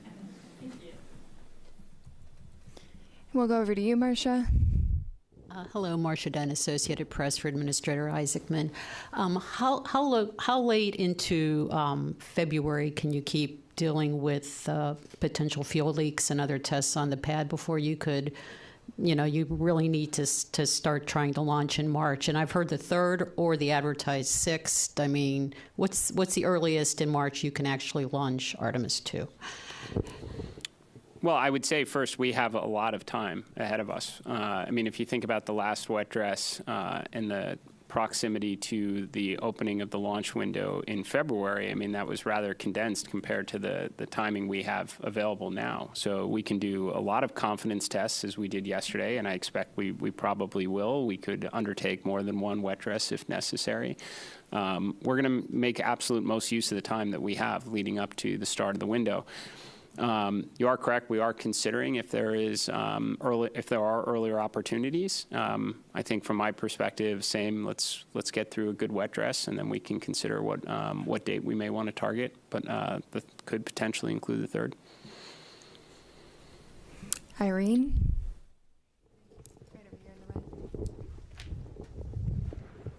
Thanks. Irene Klotz with Aviation Week. Jared, there was a report recently that OMB had directed some science funding to either suspend or halt. Can you explain what that is and if that's actually missions or is that some logistics? So I think I'm aware of what you're referring to. I mean, that was, really incorrect reporting. Very routine correspondence between the CFO office and our various mission directorate and centers as we were gathering information as part of the apportionment process. So I would definitely, anyone who has any questions as it relates to those science missions, to take a look at the NASA official quote that was provided to the reporter, although I don't think they actually included the entirety of it. Makes very clear that there are no missions that are being canceled or terminated. This was entirely an information gathering exercise that has been completely routine. I can tell you any of those quotes that go out before I have an opportunity to review in advance and fully stand behind. And we have one question in the back over here. Thank you. Ken Kramer, Space Up Close. Thanks for doing this. It was a spectacular launch. Congratulations to everybody. I'm a scientist, and you just talked about science, and I'm a chemist. I want to ask you about Mars, since you already mentioned Perseverance. She's collecting samples to bring back. It's the best chance to find life beyond Earth. The budget was cut this year. I'd like to know, what is your position on Mars sample return? Are you going to fortify it? Is it going to be a priority, I hope? Well, I mean, first, just to clarify, I mean, the cancellation of the Mars sample return as it was constructed, predated even this year's budget cycle. The way that was constructed was not economical, nor would it have been really achievable. All that aside, am I interested in getting those samples back? You bet. I mean, I've said it many times, this is an opportunity for what could be the most consequential discovery in human history. And I do believe that Congress made available additional funds in the latest appropriations for us to begin, evaluating various possibilities on how we could potentially retrieve those samples. So it's certainly very early, but we've been given the opportunity to rethink our approach, hopefully be able to do it in a very affordable, and if there is such a thing as an expedited way when you go to Mars and back. So. And we have a question online from James Dowling-Healy from West Hartford Community Interactive. So we'll go to you, James.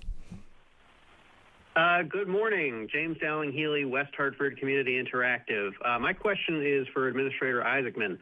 Given the launch of this new mission and your robust public relations efforts, will we see the return of any of the paused outreach methods, such as the web version of Spot the Station, This Week at NASA, NASA TV, or any of the archived social media accounts? Thank you. I mean, we are certainly committed to being as transparent as we possibly can and keeping the public informed of all the exciting, undertakings we have at NASA right now. So I can't necessarily comment on any of the specific avenues you mentioned, and I think it's probably very unlikely that we're bringing back any archived social media accounts. Even if it's a relatively unpopular opinion, I actually think we should be consolidating further and trying to get more quality out than general quantity. I think that's one of the best ways to get the public engaged in our mission. But all that said, I can assure you, and as somebody who is a outside observer for a long time, I'm certainly committed to increasing the rate of information sharing with the interested community. And it looks like we have one last question in the room, so we'll go over here. Hi, Aaron Gilchrist with NBC News, and my question, Administrator, is actually in the same vein as the one you just got. I'm curious about your message to folks who are not astrophiles, people who maybe got up this morning and saw their first launch ever, or they woke their kids up to see their first launch ever on all the platforms where it was available. What do you say to people to help them understand why these launches, these missions are important, why they are of value to folks who maybe aren't astrophiles? You know, I mean, it's to me, it's, I guess it's just, I have a bias here, but it's just hard to imagine that there are that many people who haven't looked up at the sky at night and wondered what's out there or not. I mean, we here at NASA are leading the greatest, you know, what I think is the greatest adventure in human history, and what we may find, what we could learn, which could have meaningful benefit back here on Earth, as it's proven throughout the entire history of the space program. New technology, economic potential, new sources of energy and power, and just satisfying the curiosity that we all might have. I think that as a society, we invest an awful lot in trying to address, you know, the challenges of the day, you know, the imperfections that are in life, and you can always put a small percentage, as we do, in trying to make progress for the future and to inspire our kids to want to grow up and dream bigger. I think that's what we do here. And with that, if there are no more questions, we will wrap up this press conference. On the screen, you will find a link that will take you to our Crew-12 coverage, and you can find all of our highlights from today's launch. Thanks for joining.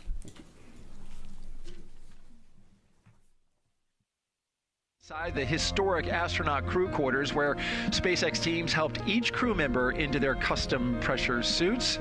Before heading out, the crew paused for a final pre-launch tradition. You see it there, the card game gathering around the table. It's a way to set the tone and leave any bad luck behind. Then it was time to step outside.